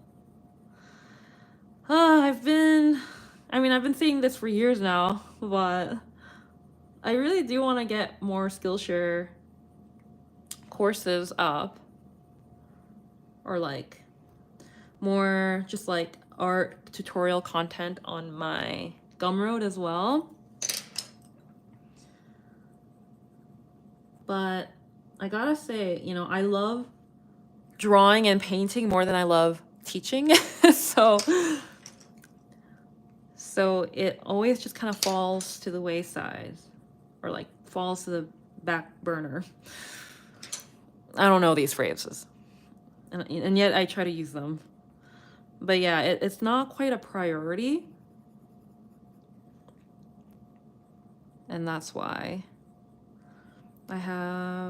it's been a while since I've done a new one.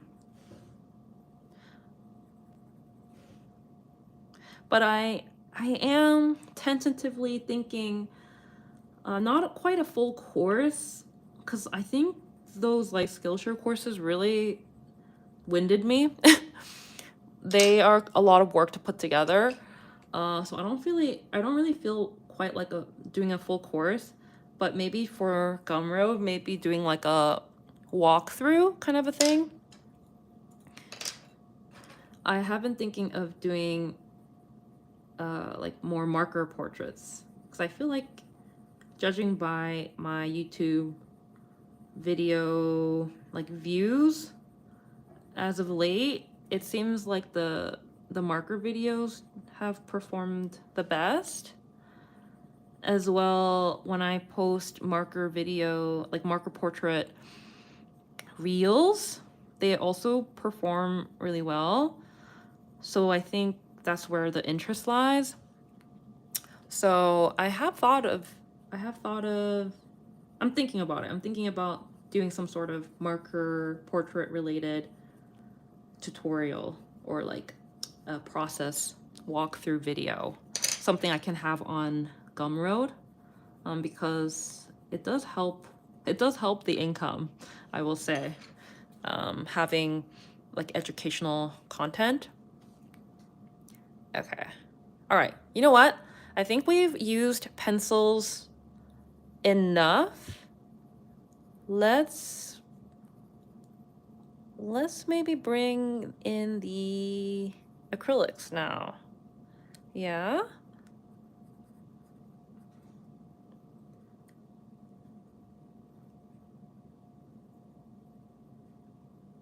Oh, I forgot to grab a little thing of water.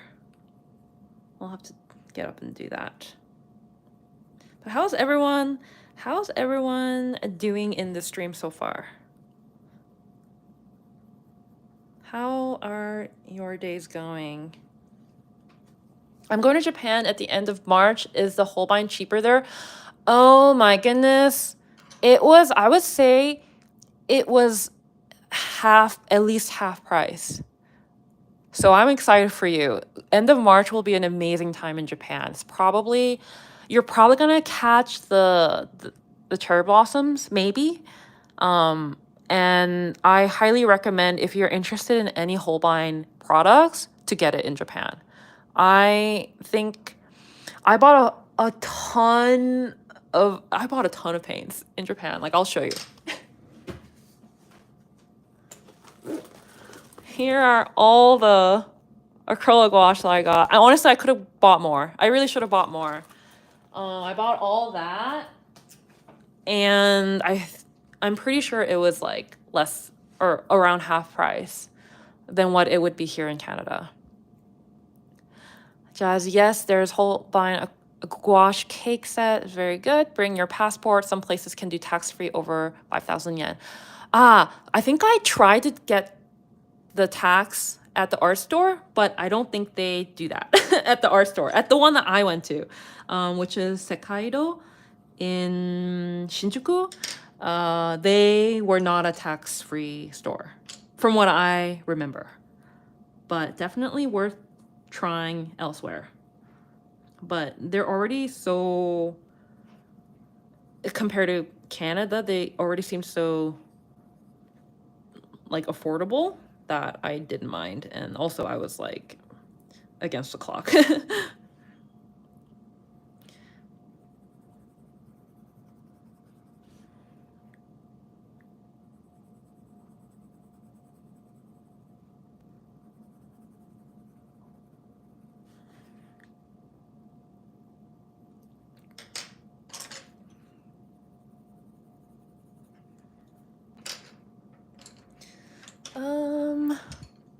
Yes, go to Sekaido Shinjuku. It's a heaven for artists. Exactly. You're already on top of it. Love it. That's where I went. But sadly, because I only had like 30 minutes, I only went to the paint section. And I didn't walk around the rest of the store. But it has like 6 or 7 floors. It's massive.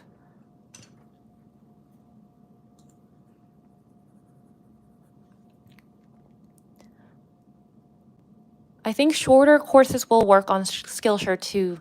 Your courses are one of the best Skillshare courses. You can see the work put in. Aww, thanks so much, Emma. I'm really glad to hear that. Because, yeah, that was a lot of work. It really gave me a strong sense of, like, imposter syndrome as well, which I struggled with mentally. So, yeah, it's really, really nice to hear. Thank you. Yeah, I think that is the major deterrent for me in making more educational content. It gives me so much imposter syndrome that yeah, it's just hard mentally, honestly. You know, I don't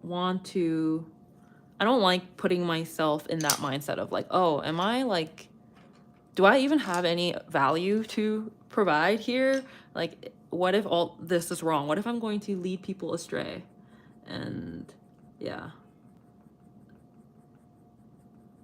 it makes me face a lot of those kinds of like fears and thoughts that I have about myself. So that's why I don't do a lot of that. It is easier. But that's why I think when it comes to more like tutorials, I have an easier time making like narrated walkthroughs as opposed to like a how to, like, oh, how to do this, how to do that. I find it easier to just talk through my process because it feels less like, oh, I have to be like right all the time, you know, because it's everyone's process is different. And, you know, I just explain my thought process and my reasoning for making the decisions that I make. That just feels like I can't be wrong, you know, because I'm explaining my thoughts.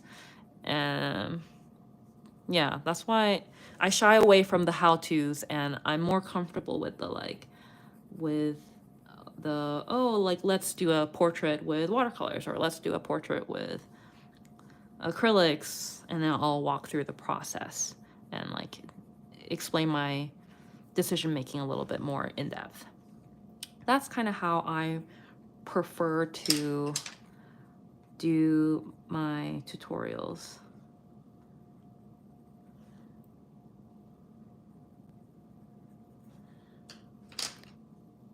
Yeah. Okay. Doing good so far, making lunch for my kiddos as I watch you. Aw, that's so cute. I hope they enjoy your lunch. I hope you enjoy your lunch as well. I'm drawing right now. Fun. Yes, we are going during cherry blossom season, so I hope they are still there. I'm going to Japan on February 2nd or 10. Oh, 10 days. Oh my gosh. Probably have great art supplies there. That's so exciting. Definitely stop by the art store and pick up the made in Japan art supplies. I really want to try painting again. I just don't have the desk. I definitely am a desk gal. Like, I need a lot of desk space when I paint. I'm excited. Want Holbein acrylic wash, but it's so expensive here. I'm trying to remember how much it is. I think like the cheapest one is maybe like $7 here in Canada. And then it goes up as like as the pigment gets more expensive.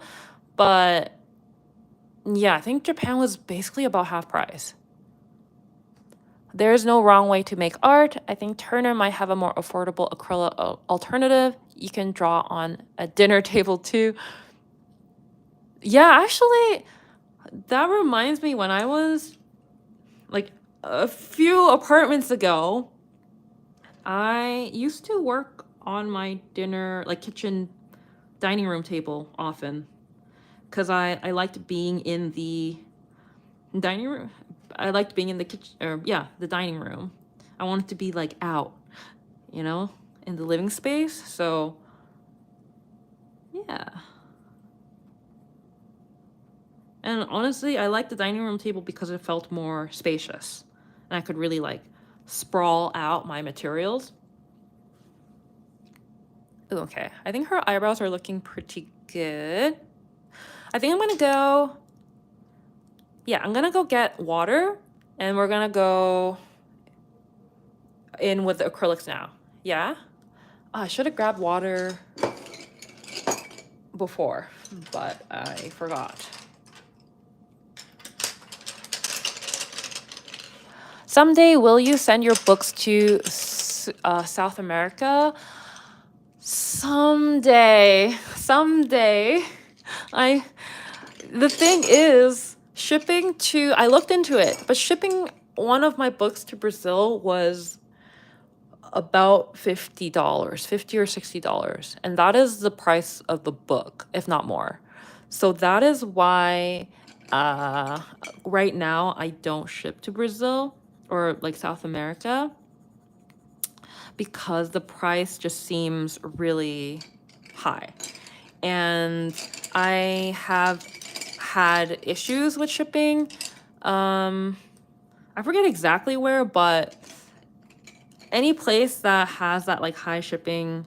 Oh, also the shipping, it would not confirm the delivery. So once shipped out,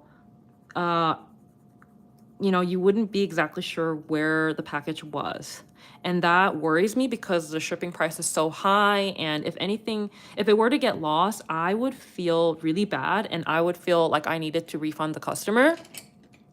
But that meant that I would lose out those $50 or $60 in shipping it out. You know what I mean? Plus the cost of the product and the shipping materials and the time that I put in to pack the book and ship it. So at this point in time, unfortunately, it's just too high of a risk for my business to ship to those countries where the delivery is not confirmed in tracking, because I have no way, and also it's I can't buy insurance because I have no way of recouping those costs. So if it were to get lost, and I just feel I have to eat those costs myself, and that is a really big expense to shoulder on my own. So I know there's a lot of interest in those countries, in my books, and I feel really bad, but unfortunately, just how shipping is with Canada, we just don't have a lot of options available to us right now. It might change in the future.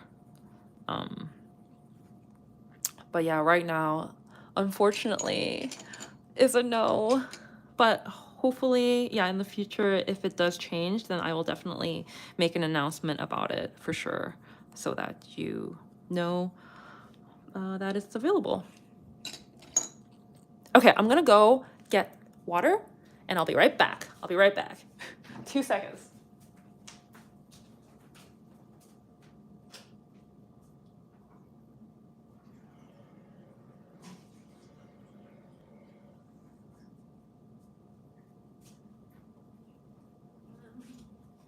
Hopefully that didn't excite the kitty. Seeing me run off like that, I think we're good. He's all like curled up in his little sleeping spot. Okay, I've got the water.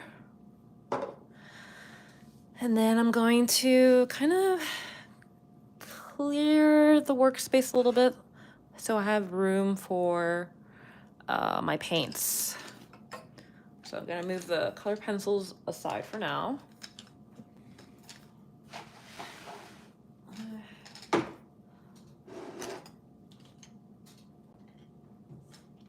So how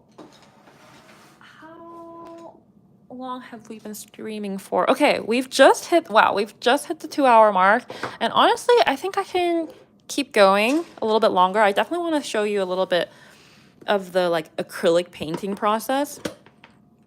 So I have my little Masterson's Stay Wet palette, and this is where I keep my acrylics. So I have since I worked on this, which was like a few months ago now, I've been using this and putting other paints on it, that paints that were not used in this painting. So I'm gonna have to try to kind of avoid those, but it doesn't matter. It gets all mixed up in the end.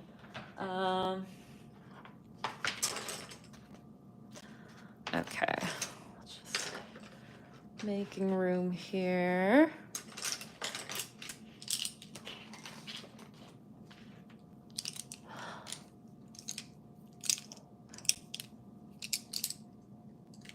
I have my brushes.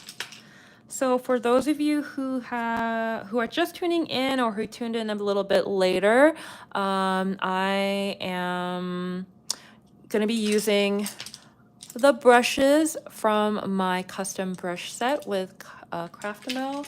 Let me just pull it up for you here. Here's my brush set again. And during this live stream, there's a code that you can use to get 10% off the brush set. And this code is valid only for the duration of this live stream. So it's a good opportunity to get it on a discount. And I believe when you use the discount code, the brush set is $63 US. And I believe that is a little bit cheaper than the launch price with all the discounts. So yes, now would be the time to get one if you are interested. So,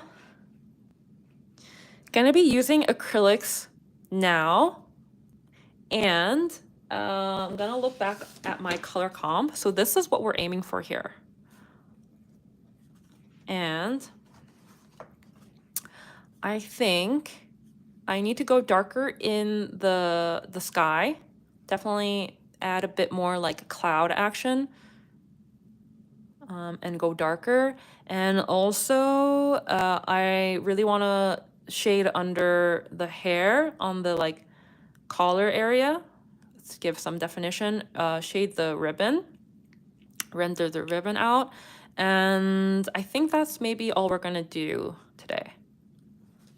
Yeah, but eventually I'll have to go darker on the face for the like stars. But I don't feel quite ready to do that today. So I'm gonna keep my little color comp handy.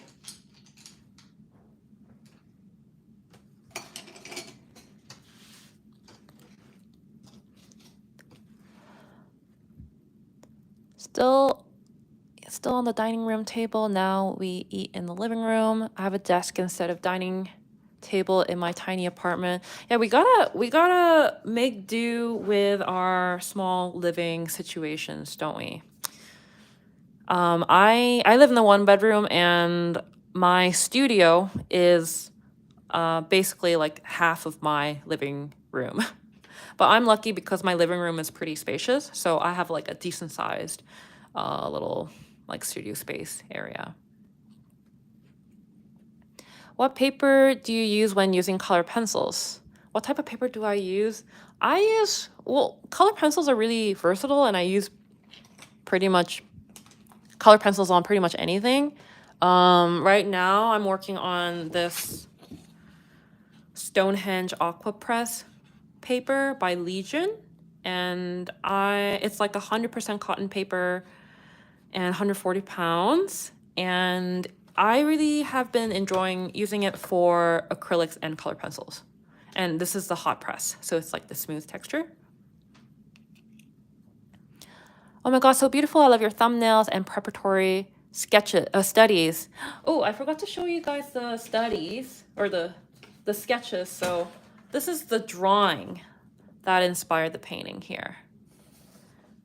Yeah. It's pretty close, right? I really like the drawing, so I try to keep it as close as possible to the drawing, minus a little tweaks.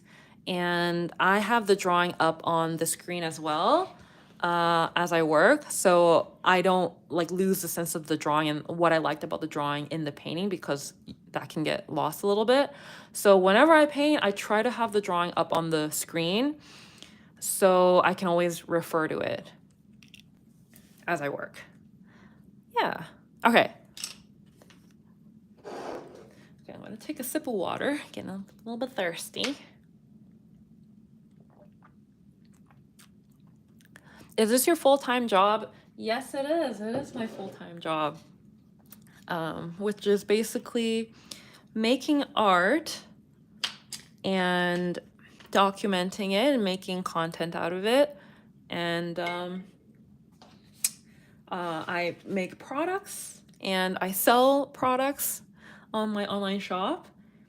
And the content helps to generate, you know, attention and exposure to those products, and it directs people to my online shop. Ooh, I just realized that I don't have, right now I don't have ultramarine, or like, yeah, ultramarine blue out on the palette, so I need to pour some out. Okay.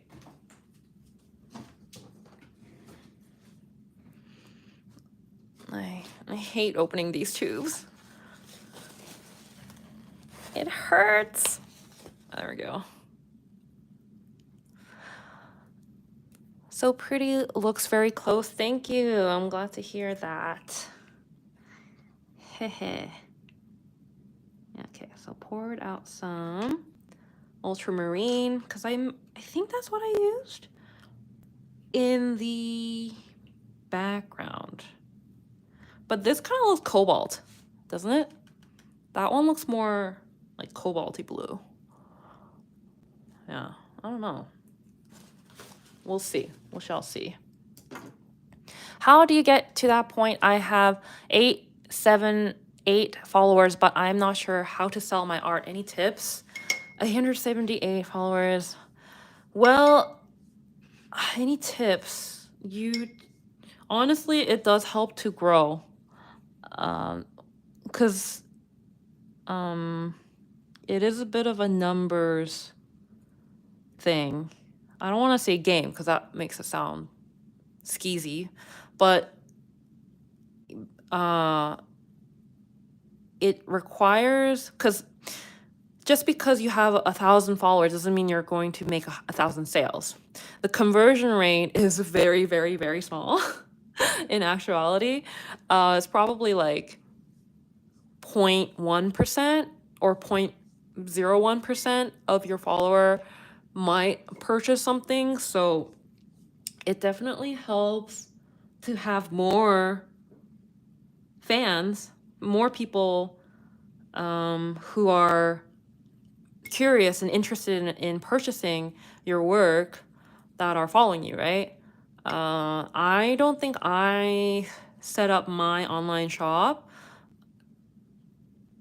I don't think I set it up until I had about 50 or 60,000 followers, if I'm remembering correctly. Excuse me, on Instagram. Yeah.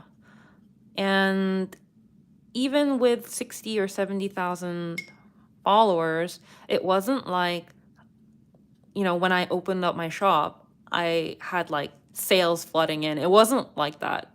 And it's not like that now, it, even at my numbers now, it's not like every time I open up my shop, like I have a ton of people flooding in. It depends. Like when I do a big like launch, like with the books, for example, that's a different story.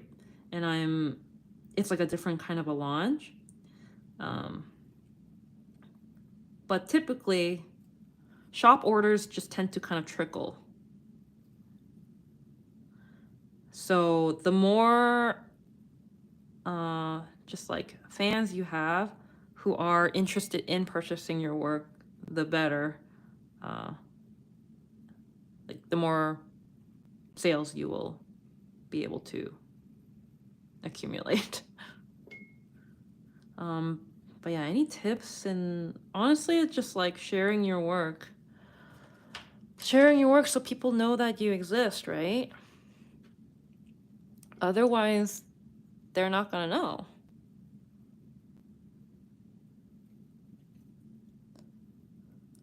Okay, so what I'm doing now is I am putting some shading underneath the bonnet or underneath the hair.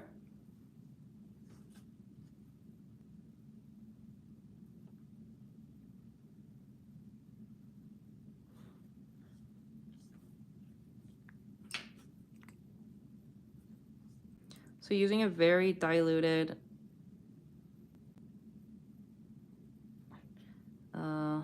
mixture so it stays transparent and you can see the like checkerboard pattern. That way I don't have to like repaint all the checkerboard squares.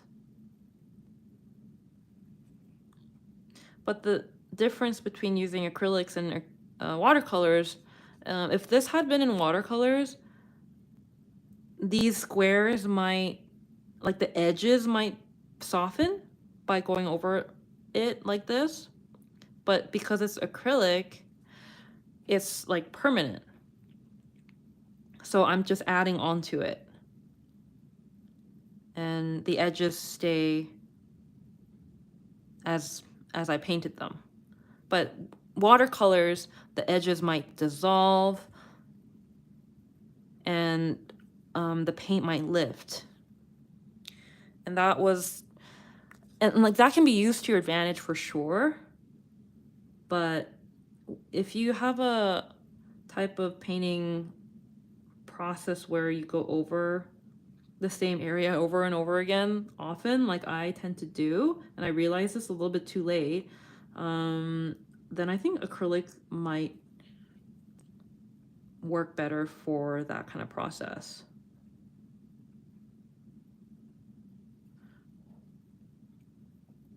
So yeah, darkening underneath the hair.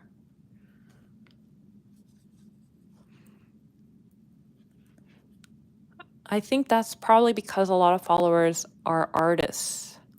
Ah, also your art is beautiful. I follow. Oh, thank you.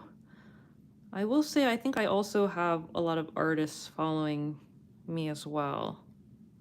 It's hard to say like what percentage are artists and what percentage is like art lovers.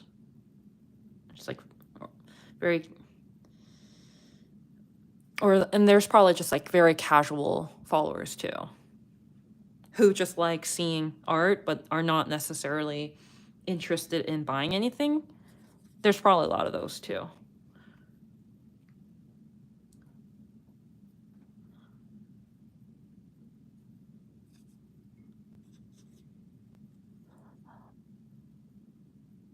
It also depends on what you sell and how much you advertise for your shop.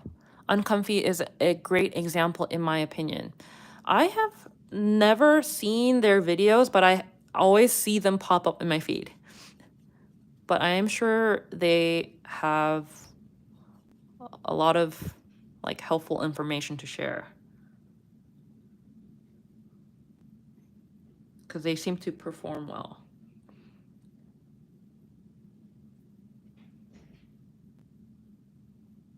Yeah, running a small business is definitely not for the faint of heart, I will say.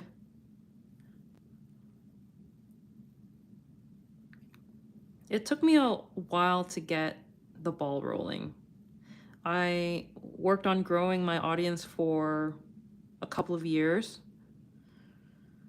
And then once I had about 50, 60, 70,000 followers, that's when I started to feel like, okay, maybe I can have a shop. But I wasn't like making my full living from that shop. I have always done other things in addition to the shop. Like I got onto Skillshare and I did conventions and I did YouTube and I had Patreon for a bit, and yeah, it was a lot of it, a lot of like burners on, not just one. It's not just coming from one pot.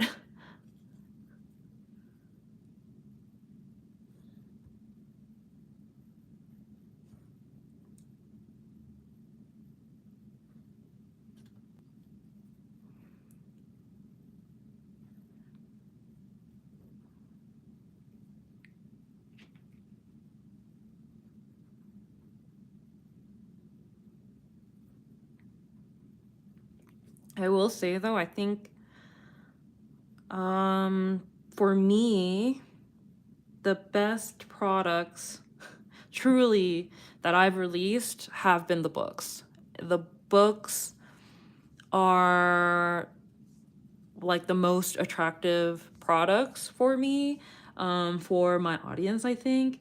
And those items are what brings people to my shop and basically keeps me afloat, so I'm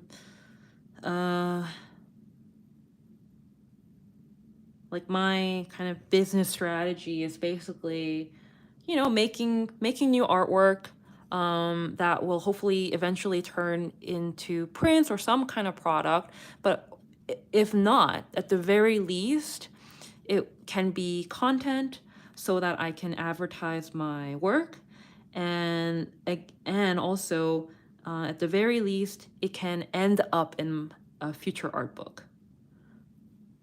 So even if a painting doesn't necessarily turn out, even if a drawing doesn't necessarily turn out, it can all eventually end up in a future art book. Because the art book, art books, I really like art books that show kind of like a more full scope of the artist's journey instead of just like finished illustrations. I love seeing sketches. I love seeing the preliminary work. And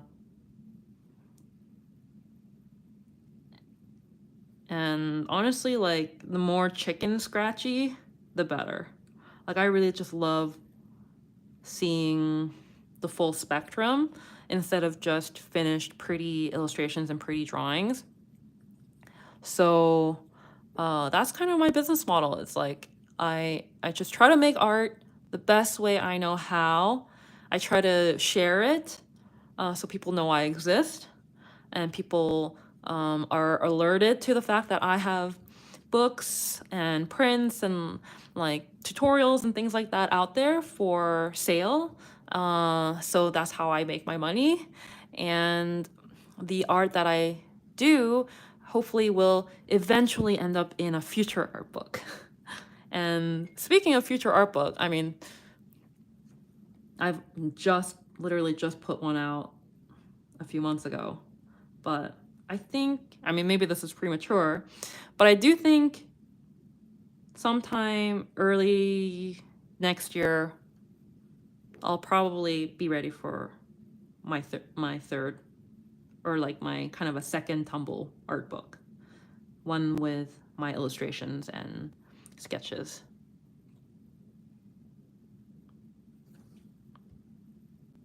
But that's a year away. Oh, okay. I was kind of on autopilot there, but now we have some shading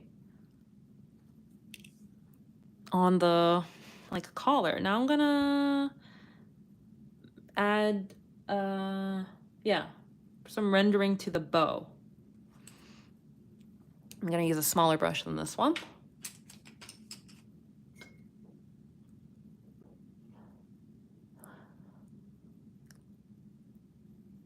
Curious to know if anyone here has used Muji sketchbooks and can offer a review. I personally have never, but maybe someone in the chat has and can offer some insight.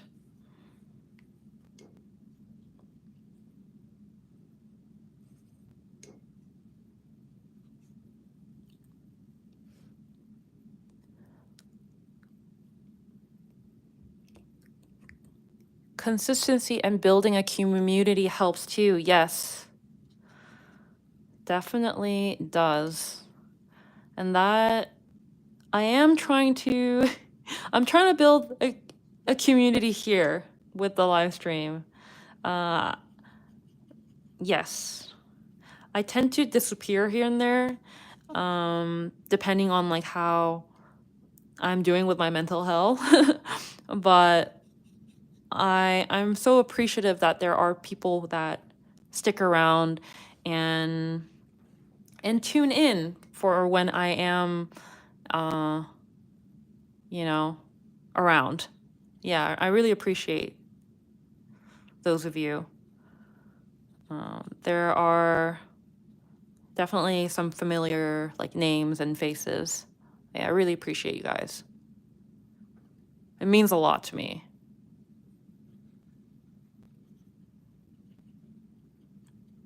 But yeah, speaking of community, I've always just admired, yeah, Bailey J's community and how she's managed to build her community, and her streams are just so fun. And I don't think I have what it takes to build my community up to that level.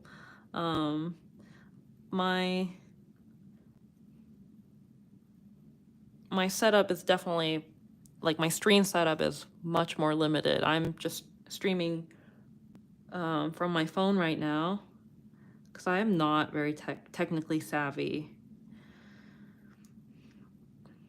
But I really do want to do more and more streams. I think they're fun. And I think it's a good,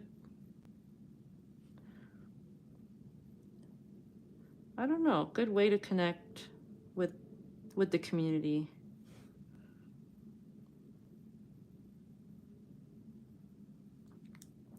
I like them because people can see how slowly I work. I feel like with the YouTube videos, you kind of lose that sense of like how quickly things are coming together because everything's just sped up.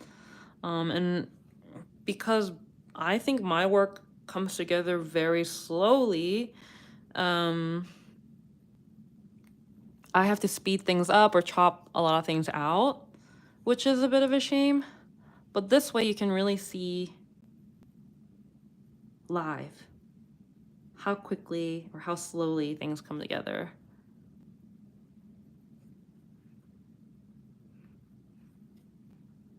But you know what's also kind of interesting? Like, in some way, I feel like I'm noodling, but in some way, I think I am kind of pushing through and like making decisions quickly, more quickly than I would if I were to just like paint without filming or like paint off a stream. Because I was genuinely pleasantly surprised at the progress that I made in the stream, the last stream. And I believe it was about 3 hours.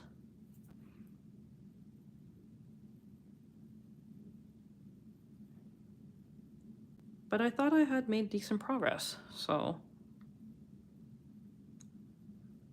maybe one day I'll get comfortable enough where I can, yeah, just do more art making on the stream. That way I don't have to make a whole YouTube video, because YouTube videos take a long time to edit and lives are much more immediate.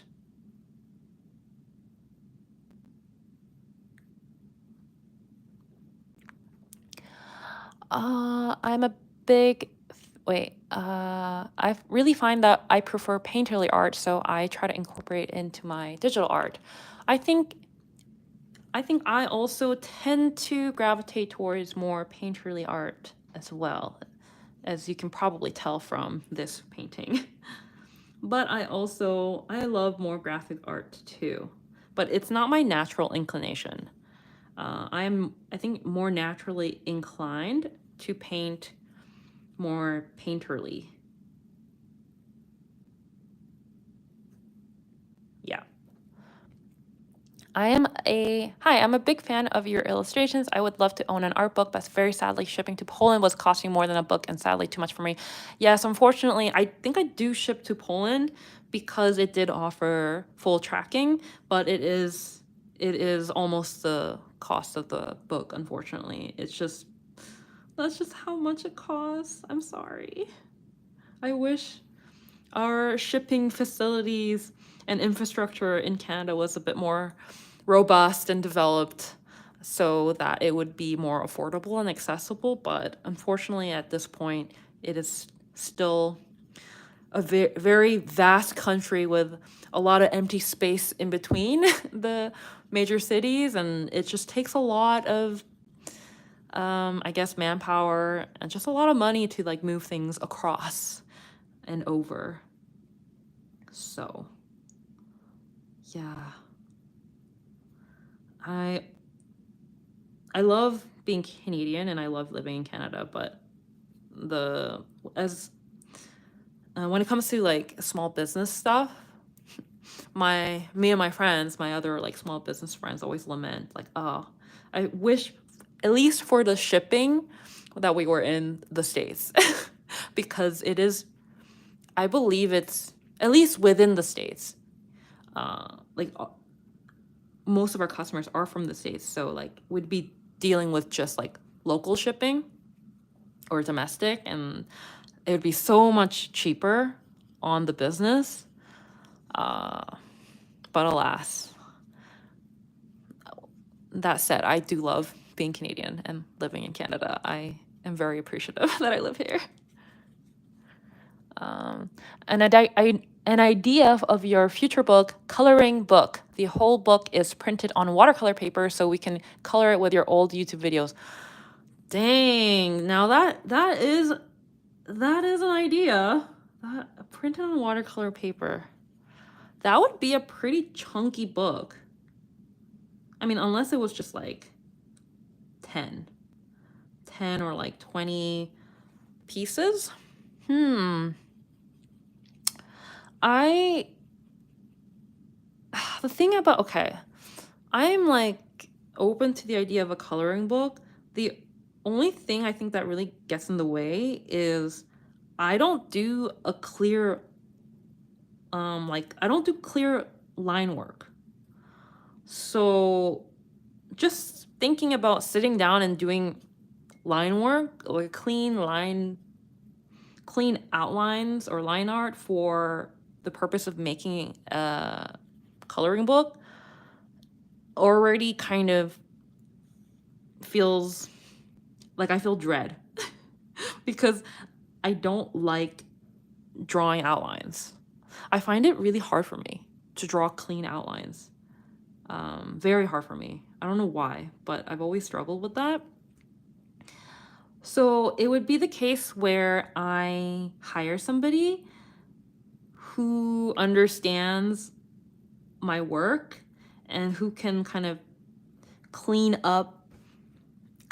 things up in a nice way.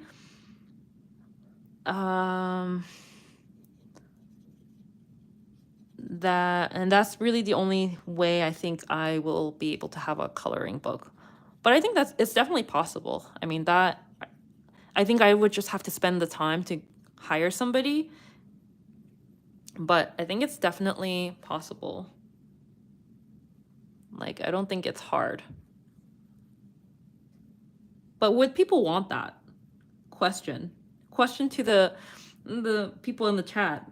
Is that something that you would be interested in? A coloring book where you can paint like directly on the book or in the book. I don't know. Maybe it's just you.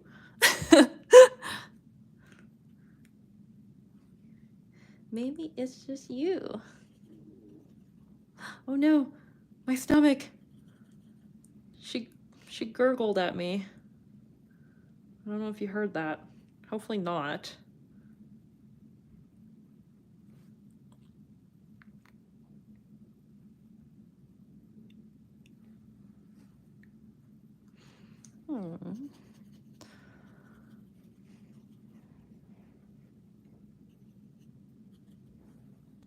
How are y'all enjoying the stream so far? Hope you guys are having fun.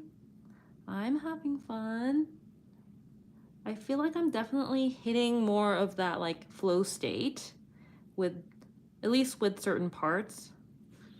The face makes me a bit more nervous, but the ribbon, don't really care that much, you know. Like in that I don't think I can mess it up that much.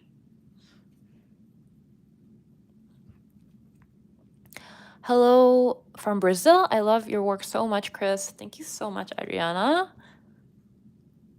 I did buy, oh wait, question, do you stick to one brand of watercolor or are you constantly trying new types? Just curious, glad to see you doing this live. So I do not stick to one watercolor. I have pretty much tested a lot of them, a lot of the ones that are available to me in my local art shop here in Canada. So that's like Winsor Newton, M. Graham Co., Holbein, Da Vinci. What else? Daniel Smith. I've used most of them, all the ones that are available in like North America. And that is because I don't really have a favorite. I started out by using mostly Winsor Newton because that's just like, I just bought a set and just kind of branched out from there. And I think Winsor Newton is really good. The only thing that I don't like about Winsor Newton is watercolor paints. I find most of them difficult to re-wet and difficult to reactivate. And because I just use, I like to use them from like dry pans.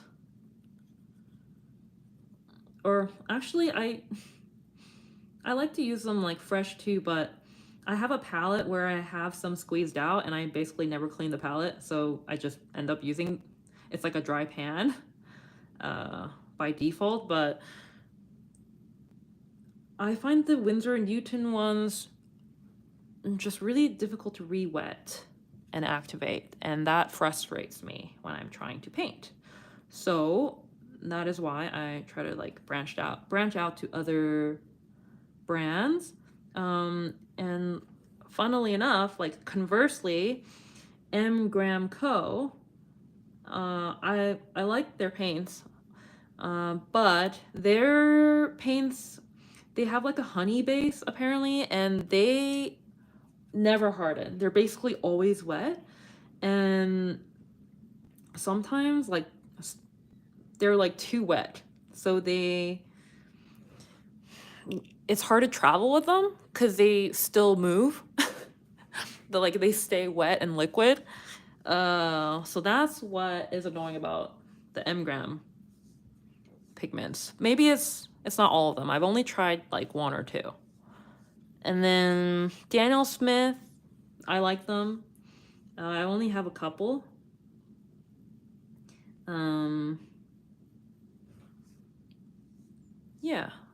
Yeah, Daniel Smith is solid, I think. I think a lot of Daniel Smith ones are granulating, and I tend to not use as much granulating watercolors because I layer a lot with my applications, and I think it would produce a really kind of muddy result. So I think maybe that's why I don't have a ton of Daniel Smith. But the ones I do have, I like. The ones I do have, I enjoy. So yeah, I don't stick to one. I am constantly using new ones. And they've all been pretty good. All the artist grade ones have all been solid. Yeah.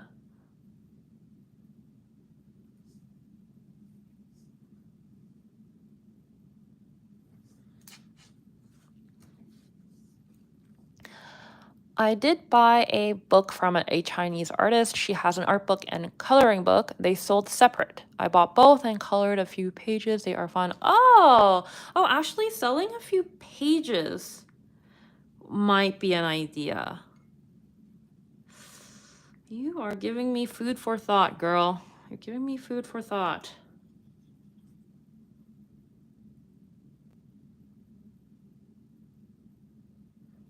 Yeah, a whole book seems daunting, but a few pages, might,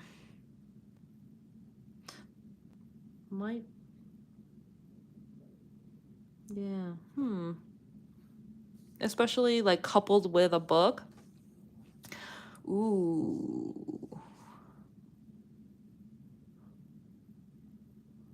But watercolor paper is so expensive, at least the ones that I use.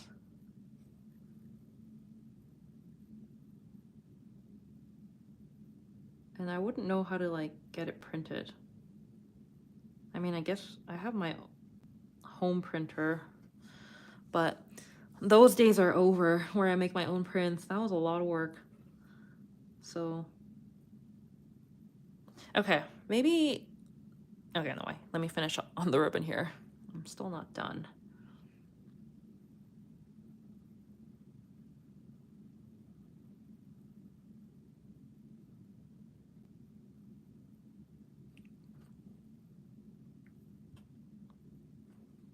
What's the 3-hour mark? Is that 180 minutes? Okay, we've got some time. I'll definitely stop at the 3-hour mark. Because I gotta get lunch. My stomach, she protests. It is lunchtime soon.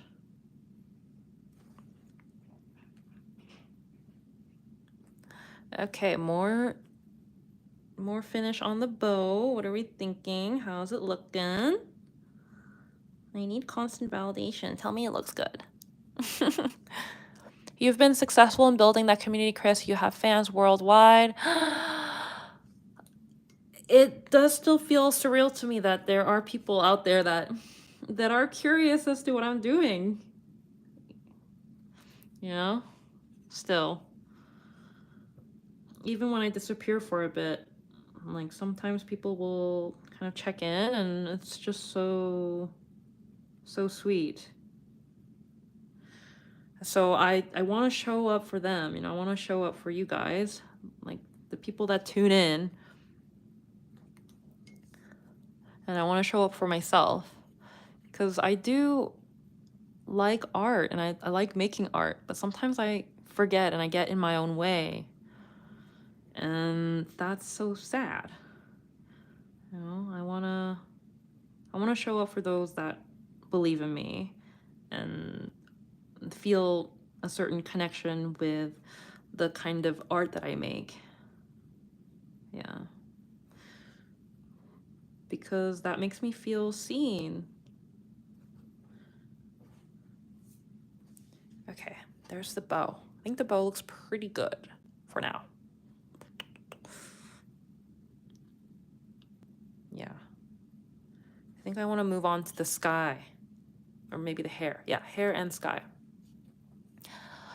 How much is the book? The book, well, I have 2 books. The first one, Tumble, is $55. This one I've had for a few years now. It is a book of my, sorry, the camera is a little bit close. A book of my illustrations. And all the like preliminary work, and there's like a sketchbook section as well. That one is $55, and my newest book, Portrait Companion, is $50. And this book, this one's soft cover. This is a book with all my portraits and portrait drawings. And there's like a small guided section as well with some process.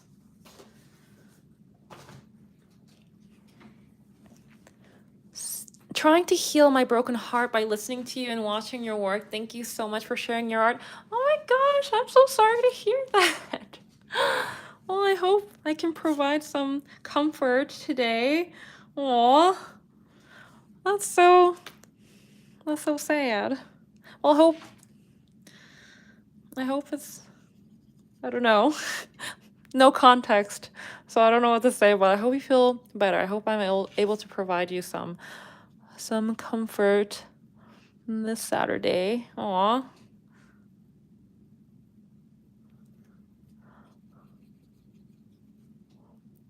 What if it isn't clean line work and printed in a light blue so the person can then do their painting and line art on top of it? Ah. See, my thought then is, will it look... See, my lines are really messy, you know? Just like, look. It's messy. Well, I guess I do a drawing. I guess what I can do is scan the drawing that I do on these like final, on the painting surface. Those drawings maybe I can scan and then take that drawing, work with it, and make a coloring book page. Because those drawings are cleaner. Yeah. But yeah, still not a huge priority for me at this point, but definitely food for thought. I'm always, you know what? Like, I really appreciate you guys throwing out ideas for potential products because sometimes I don't know. I don't know what my audience wants other than a book. I know my audience likes books. That much I know. By the way, I'm taking some white and I am drawing some of the like lace frill here. It got a little bit lost on this side. So see, this is what you can't do with watercolors. You can't do this. You know, once you go dark, you can't go over top of it. I mean, you'd have to go over top of it with gouache, or you can use acrylics over top like I'm doing now. But yeah, with acrylics, you can go light and dark.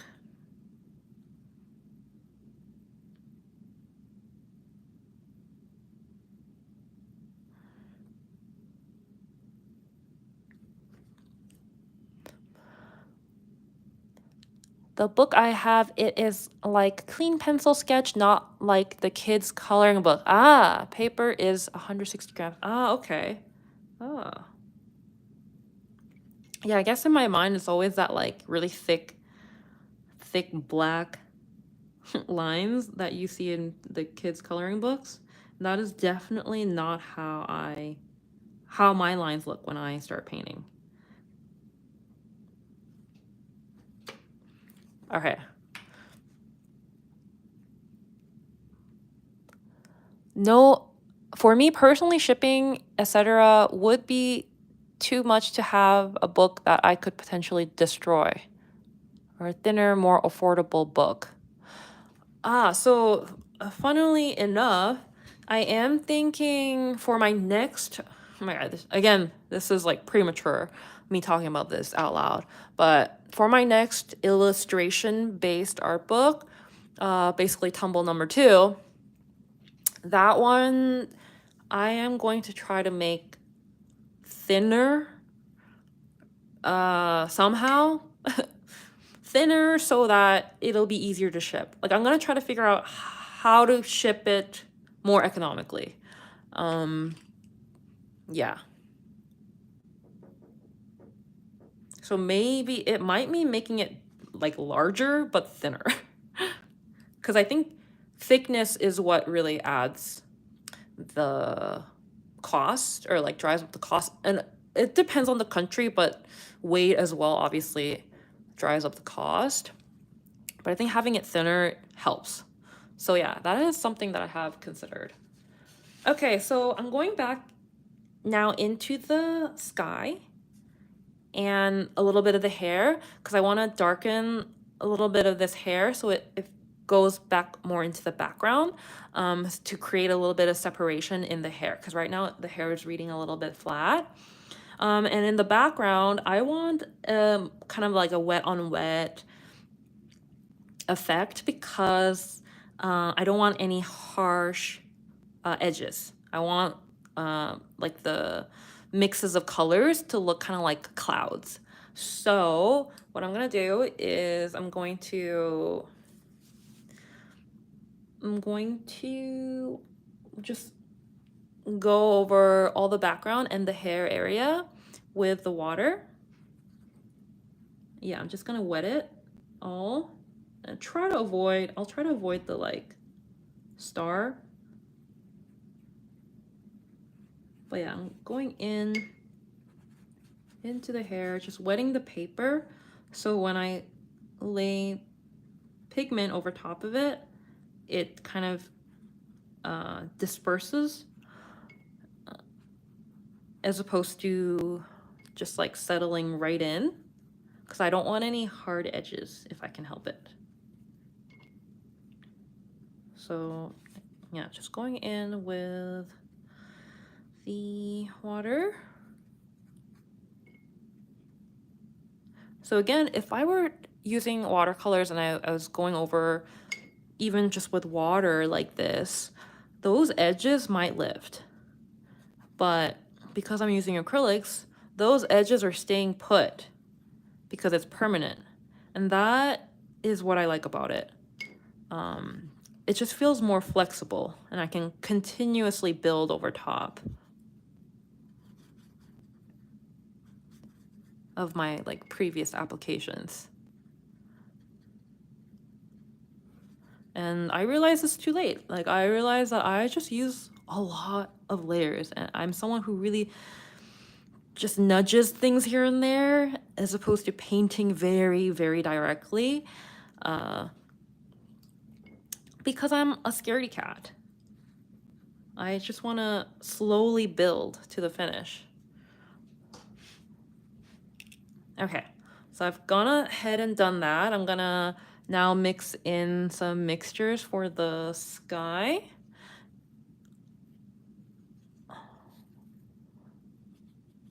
Let's see. I don't know.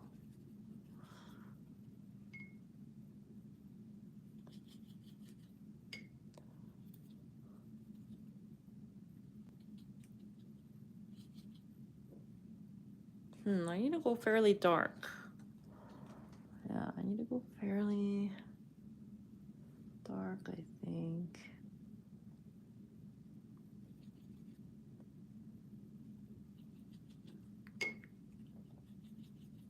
Hope everyone is holding up. I think I'm gonna stream yeah, until I get to the hair a little bit. And then I'll start wrapping things up. Let's see. Is that dark enough? Doesn't quite feel dark enough, but okay, good. Just doing some wet on wet in this corner here. Actually, I'll just do like an overall.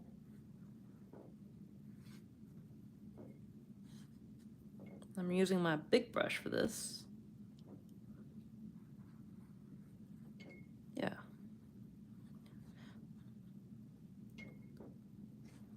Oh, actually that looks pretty good.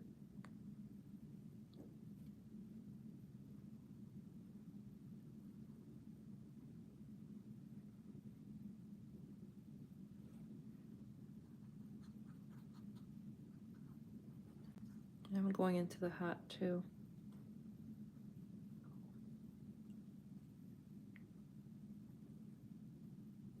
Gosh, my stomach.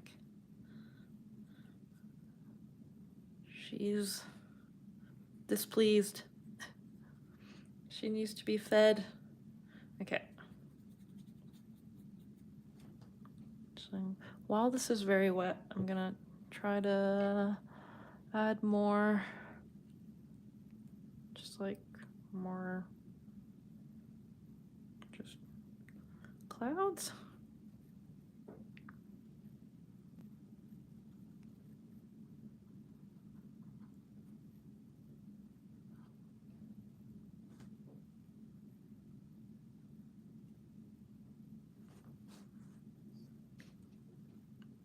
Sorry, I didn't realize I was taking the painting out of the frame.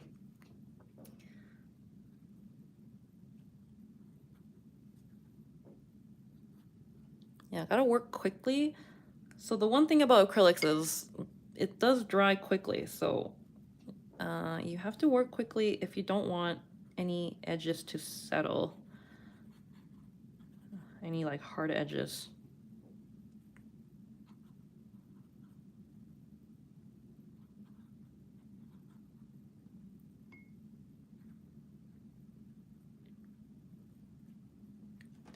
So yeah, notice how I'm going over the hair.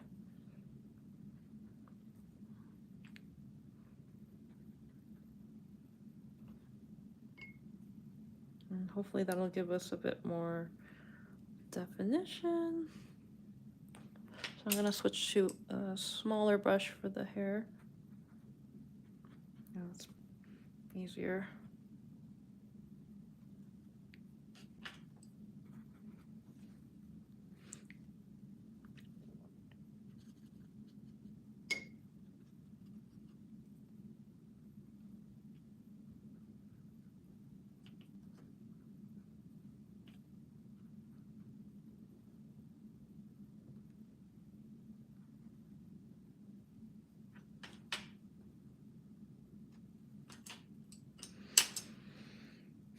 This is part in the process where I can't check chat because I gotta keep my brush moving, you know? But yeah, I think that looks good. I think that looks good.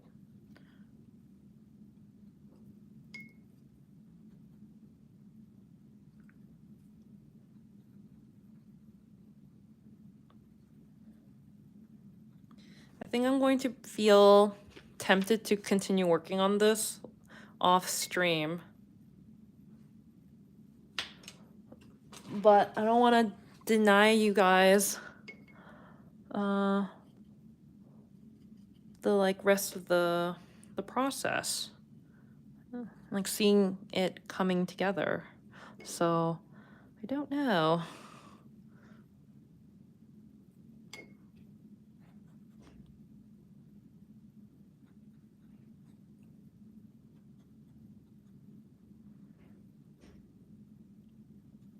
I'm going around the star because I want the star to stay light.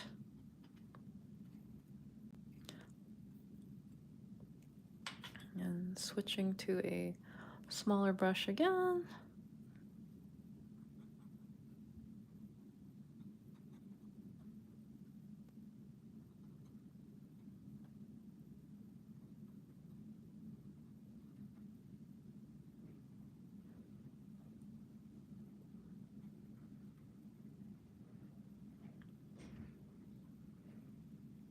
Yeah, what should I do? I have thought of maybe finishing it off stream, like filming it, and then turning that into a video and mixing some of the stream footage in, well, for all the beginning part of the progress, but finishing it off stream and making a video out of it. Or should I attempt that, or like, should I just pick this up again in a future stream? Because part of me just does want to finish it quickly, because I want to use the pad that this like the painting is on. I want to be able to use it for something else soon. But yeah, that is kind of my dilemma right now.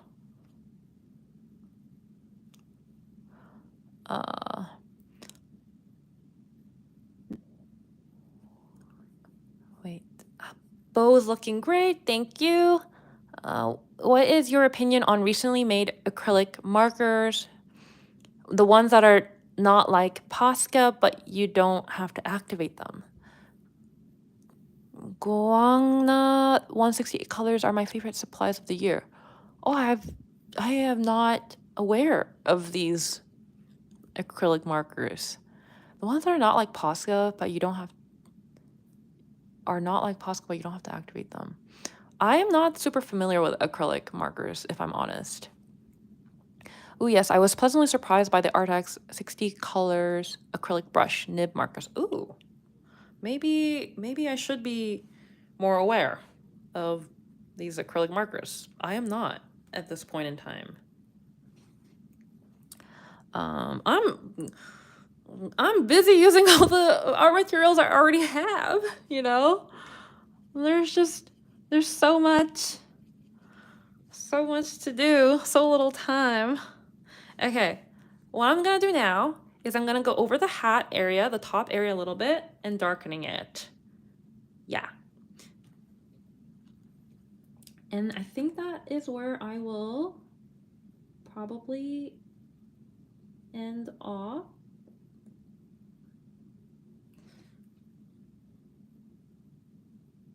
How many of you are still tuning in? I hope you've been enjoying the stream. Actually, I really do mean it when I say I want to stream more and stream more often. And I have been thinking of doing either like portrait study streams or figure studying streams where I have references up on the screen somehow. I don't know how to figure that out on the technical end. I think what I might do just for now is like have my iPad up and the iPad can be showing the images. So very like what's the word? Analog. But yeah, that's kind of what I'm thinking of doing for my like next streams, as opposed to this picking up this illustration again, just for a change. And that's kind of why I am toying with the idea of finishing this off stream. So what do you guys think to that? Would that be okay, finishing it off stream, but still filming it and turning it into a video? Or would you guys prefer that I streamed it again or streamed the finish? I almost worry that I won't be able to finish it on a stream, because I feel like I really need to get, like, once it gets to the point where I have to do the finishing touches, I feel like I have to get really close to it and like put my nose up to the painting, basically. That's why I almost worry that I won't be able to finish it on stream.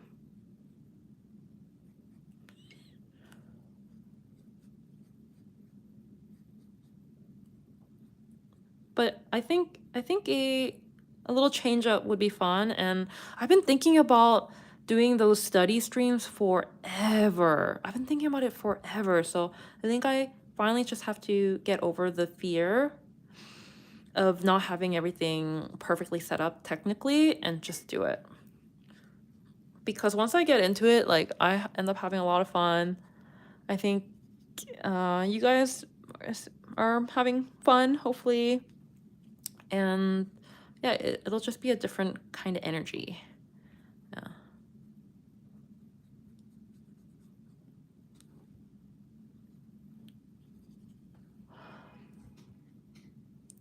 The way you render the face is awesome. How do you decide on the colors? How do I decide on the colors? How do I decide?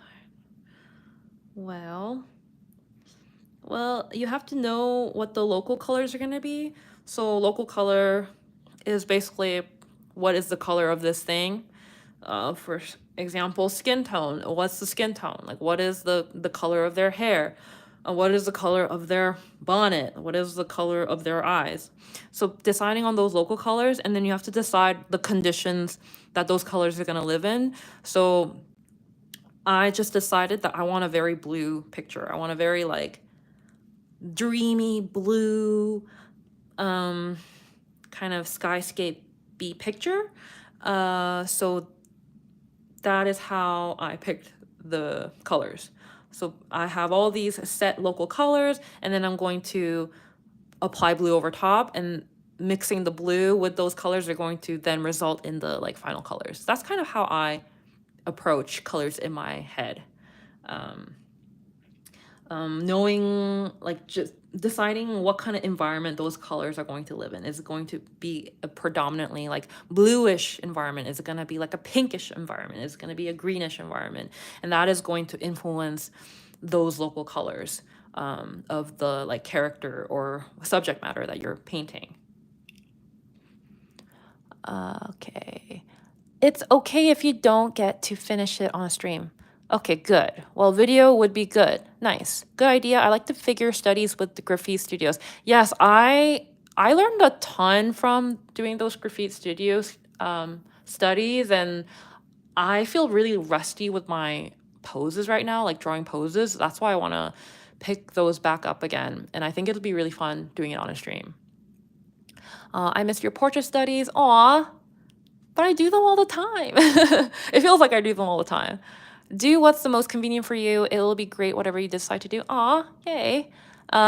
Wait, this is alive? Yes, it's alive. I'm here. Hope she archives this. Yes, it will be archived. And surprisingly, the little guy, my little baby boy, Oscar, my cat, he's still sleeping and he has not made his way over. And I don't think I will disturb him. Hi, someone is timing the hearts with me. Oh, the hearts. Oh, is that what that is? Oh, I didn't realize what that was. I didn't know you could. Oh, that's so interesting. Cute. 3 hours. Beautiful work. Thank you so much. Yes, we have hit our 3-hour mark. And I think it looks pretty good so far. What do you guys think? I think it definitely still needs work, but I think it is looking pretty close to our color comp here. Yeah, it definitely needs more rendering. Definitely needs more work on the hair. But maybe I figure that off stream. I don't know. Wait, you know what? I'm gonna go back in the background a little bit and darken the background a little bit more. See how it's already dry? Like, I worked on the bonnet not long ago, but it's already dry enough for me to just like go over. I want to darken it a little bit more. Yeah, just a little bit more. And then I shall go have my lunch. What is everyone else doing for the rest of their day or evening?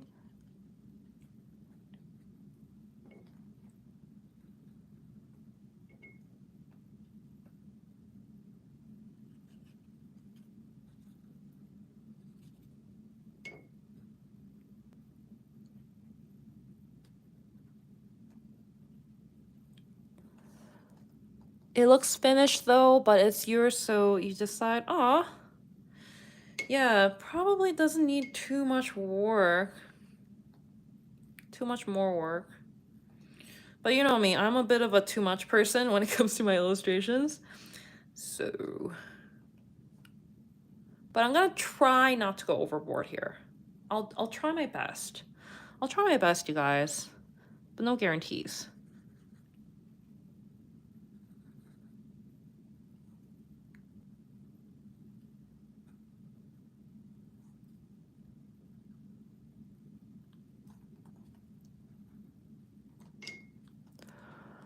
I'm loving watching the live stream. It's the first time I've seen you painting live. I'm enjoying every second of it. I wanted to ask something, but nothing comes to mind. Aw!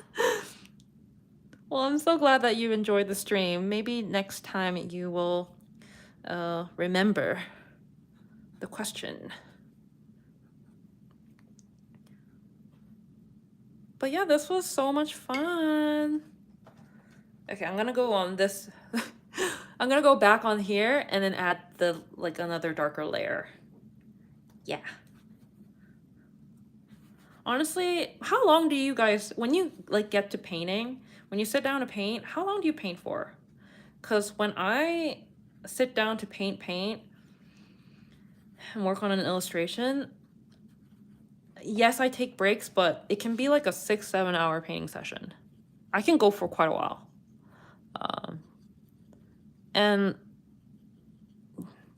yeah, I can definitely go longer. I just like don't want a super long stream, and I have to have lunch. I timed the stream so that I will stop at the 2 hour mark, but no, we ended up going a little bit longer. But that's okay. I think we made really good progress.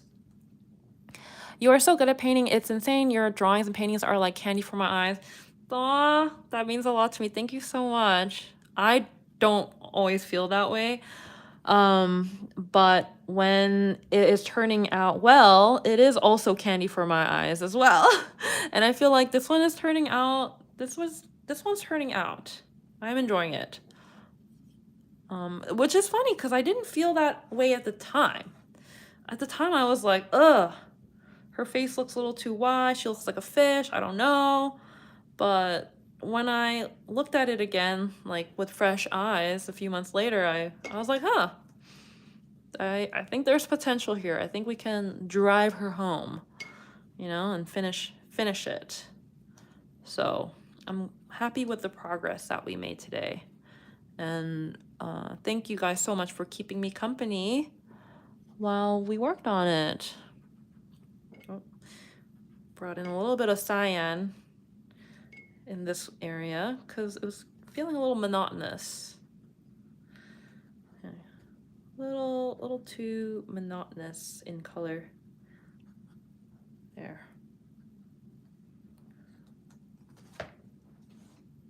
Yeah, that's feeling really nice.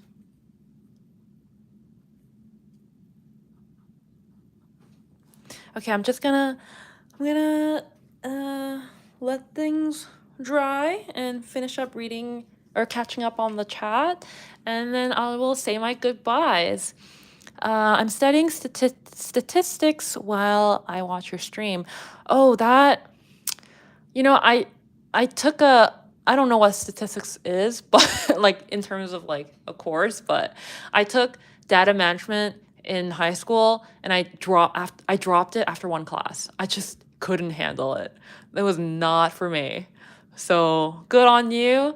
And I hope that the stream was helpful in your studies. Oh my gosh, I cannot. As you guys know, I just can't. Yeah, I think when I pick it up, I'll probably start working on the hair. Because that is what's calling me, as you can see.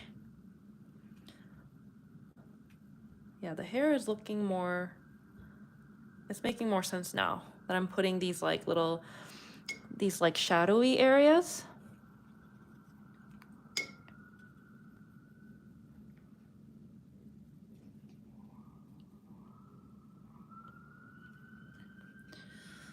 Okay.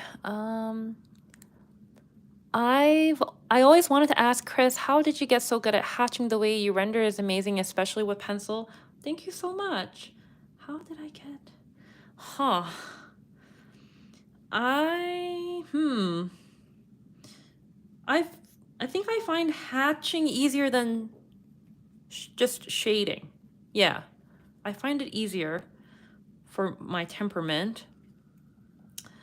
And I think it's just because I'm more of a painter than a linear artist. I consider myself more a painter than a drawer, if that makes sense. I'm very tone-based. So I think that is what informs the hatching. I don't know. I'd have to think about that. But I really appreciate the compliment. Thank you. I do really have a lot of fun hatching. And that is my way of applying tone with my drawings. And I am tone-based, so I feel that like itch to add tone to my drawings. It's so scrumptious. Oh, thank you. I love that. I love that word. I love that like descriptor. I'm getting so starstruck. It's you live. Yes, it's me. Once I start painting, I almost can't stop. It's like time flows differently. Yes, 100%. That's like when it's good and you're having fun and you're like relaxed. And I love that state of being. And I think I entered that state at some point throughout the stream because it was really just like fun and relaxing. And I think it helps that I have like a solid color comp to work from. But yeah, the only nervous part was the face, but the rest seems to be coming together pretty well. Yeah, so I will start closing out the stream now. Thank you all so much for tuning in. I really appreciate you being here and chatting with me and keeping me company. I hope you enjoyed seeing this piece coming together, and I hope the chats were engaging, and I hope I didn't just like blabber on. I hope it made sense. Oh, you know what? I hear the boy stirring. Should we get him to make a little cameo appearance? He got up. He's not like making his way over, but he got up. Statistics is hard, bro. You must be a genius. Yeah, they must be. This was nice. Yay, I'm glad. Imagine the monsters. Wait, oh my gosh, yes. Should I call him over? Let me know if you want. He's coming over. He's coming over. Oh my gosh. This is perfect timing. I might have to move the painting. I don't want him to sit on it. But he's coming. He's coming. Oh! Hi. Oh, hello. Do you want to say hi to the stream? Do you want to say hi to the stream? Oh. Okay, I'm going to adjust the camera a little bit. Do you want to say hi? I don't know how to show him because I don't really want to show you guys my desk. Because my desk is a mess. You want to say hi? Oh, yeah. Yeah. Here's my son. There he is. Isn't he a handsome boy?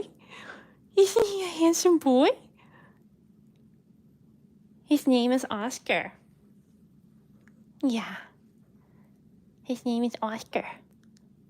And he's a happy little boy. He loves being held like a baby. I know most cats wouldn't tolerate this, but he loves it.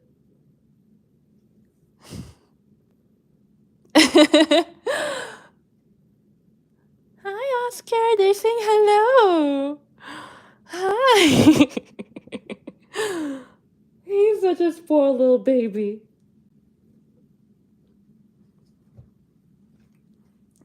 I'm so glad Oscar could make a little cameo today. Remember the last stream? You made a little cameo too. You made a little cameo last stream too. Yeah. Oh. He's purring. Well, okay. All right, guys. Well, he's on my shoulder right now. That's the end of the stream. Again, just as a reminder, my Craftamo brush set is still available on their website, and the coupon code should still work because the live is still on. It is Chris10 for 10% off your brush set. Yeah. Here are the brushes again. Ta-da! And I was using these brushes for my illustration today during the stream, and they've been working really great. I've been really happy with them. So yeah, grab them while they're still available. Again, here is the kitty. Oscar, you are a beautiful boy. They are saying you're a beautiful boy. Beautiful boy. Real MVP of the live, yes. Aww. Okay. All right. He's hanging on. All right, everyone. That was so much fun. Thank you so much for tuning in. I'm so glad the stream went well. I hope to see you again on my next stream. Say bye. Bye, Oscar. Goodbye, everyone. Goodbye, Masquerade. Goodbye, Hostile Tamagotchi. Goodbye, Pip. Goodbye, Anne-Marie. Goodbye, Adriana. Goodbye, Ecrlas. Goodbye. Thank you. Thank you, everybody. Goodbye. Goodbye. So long. Bye. Thank you. End.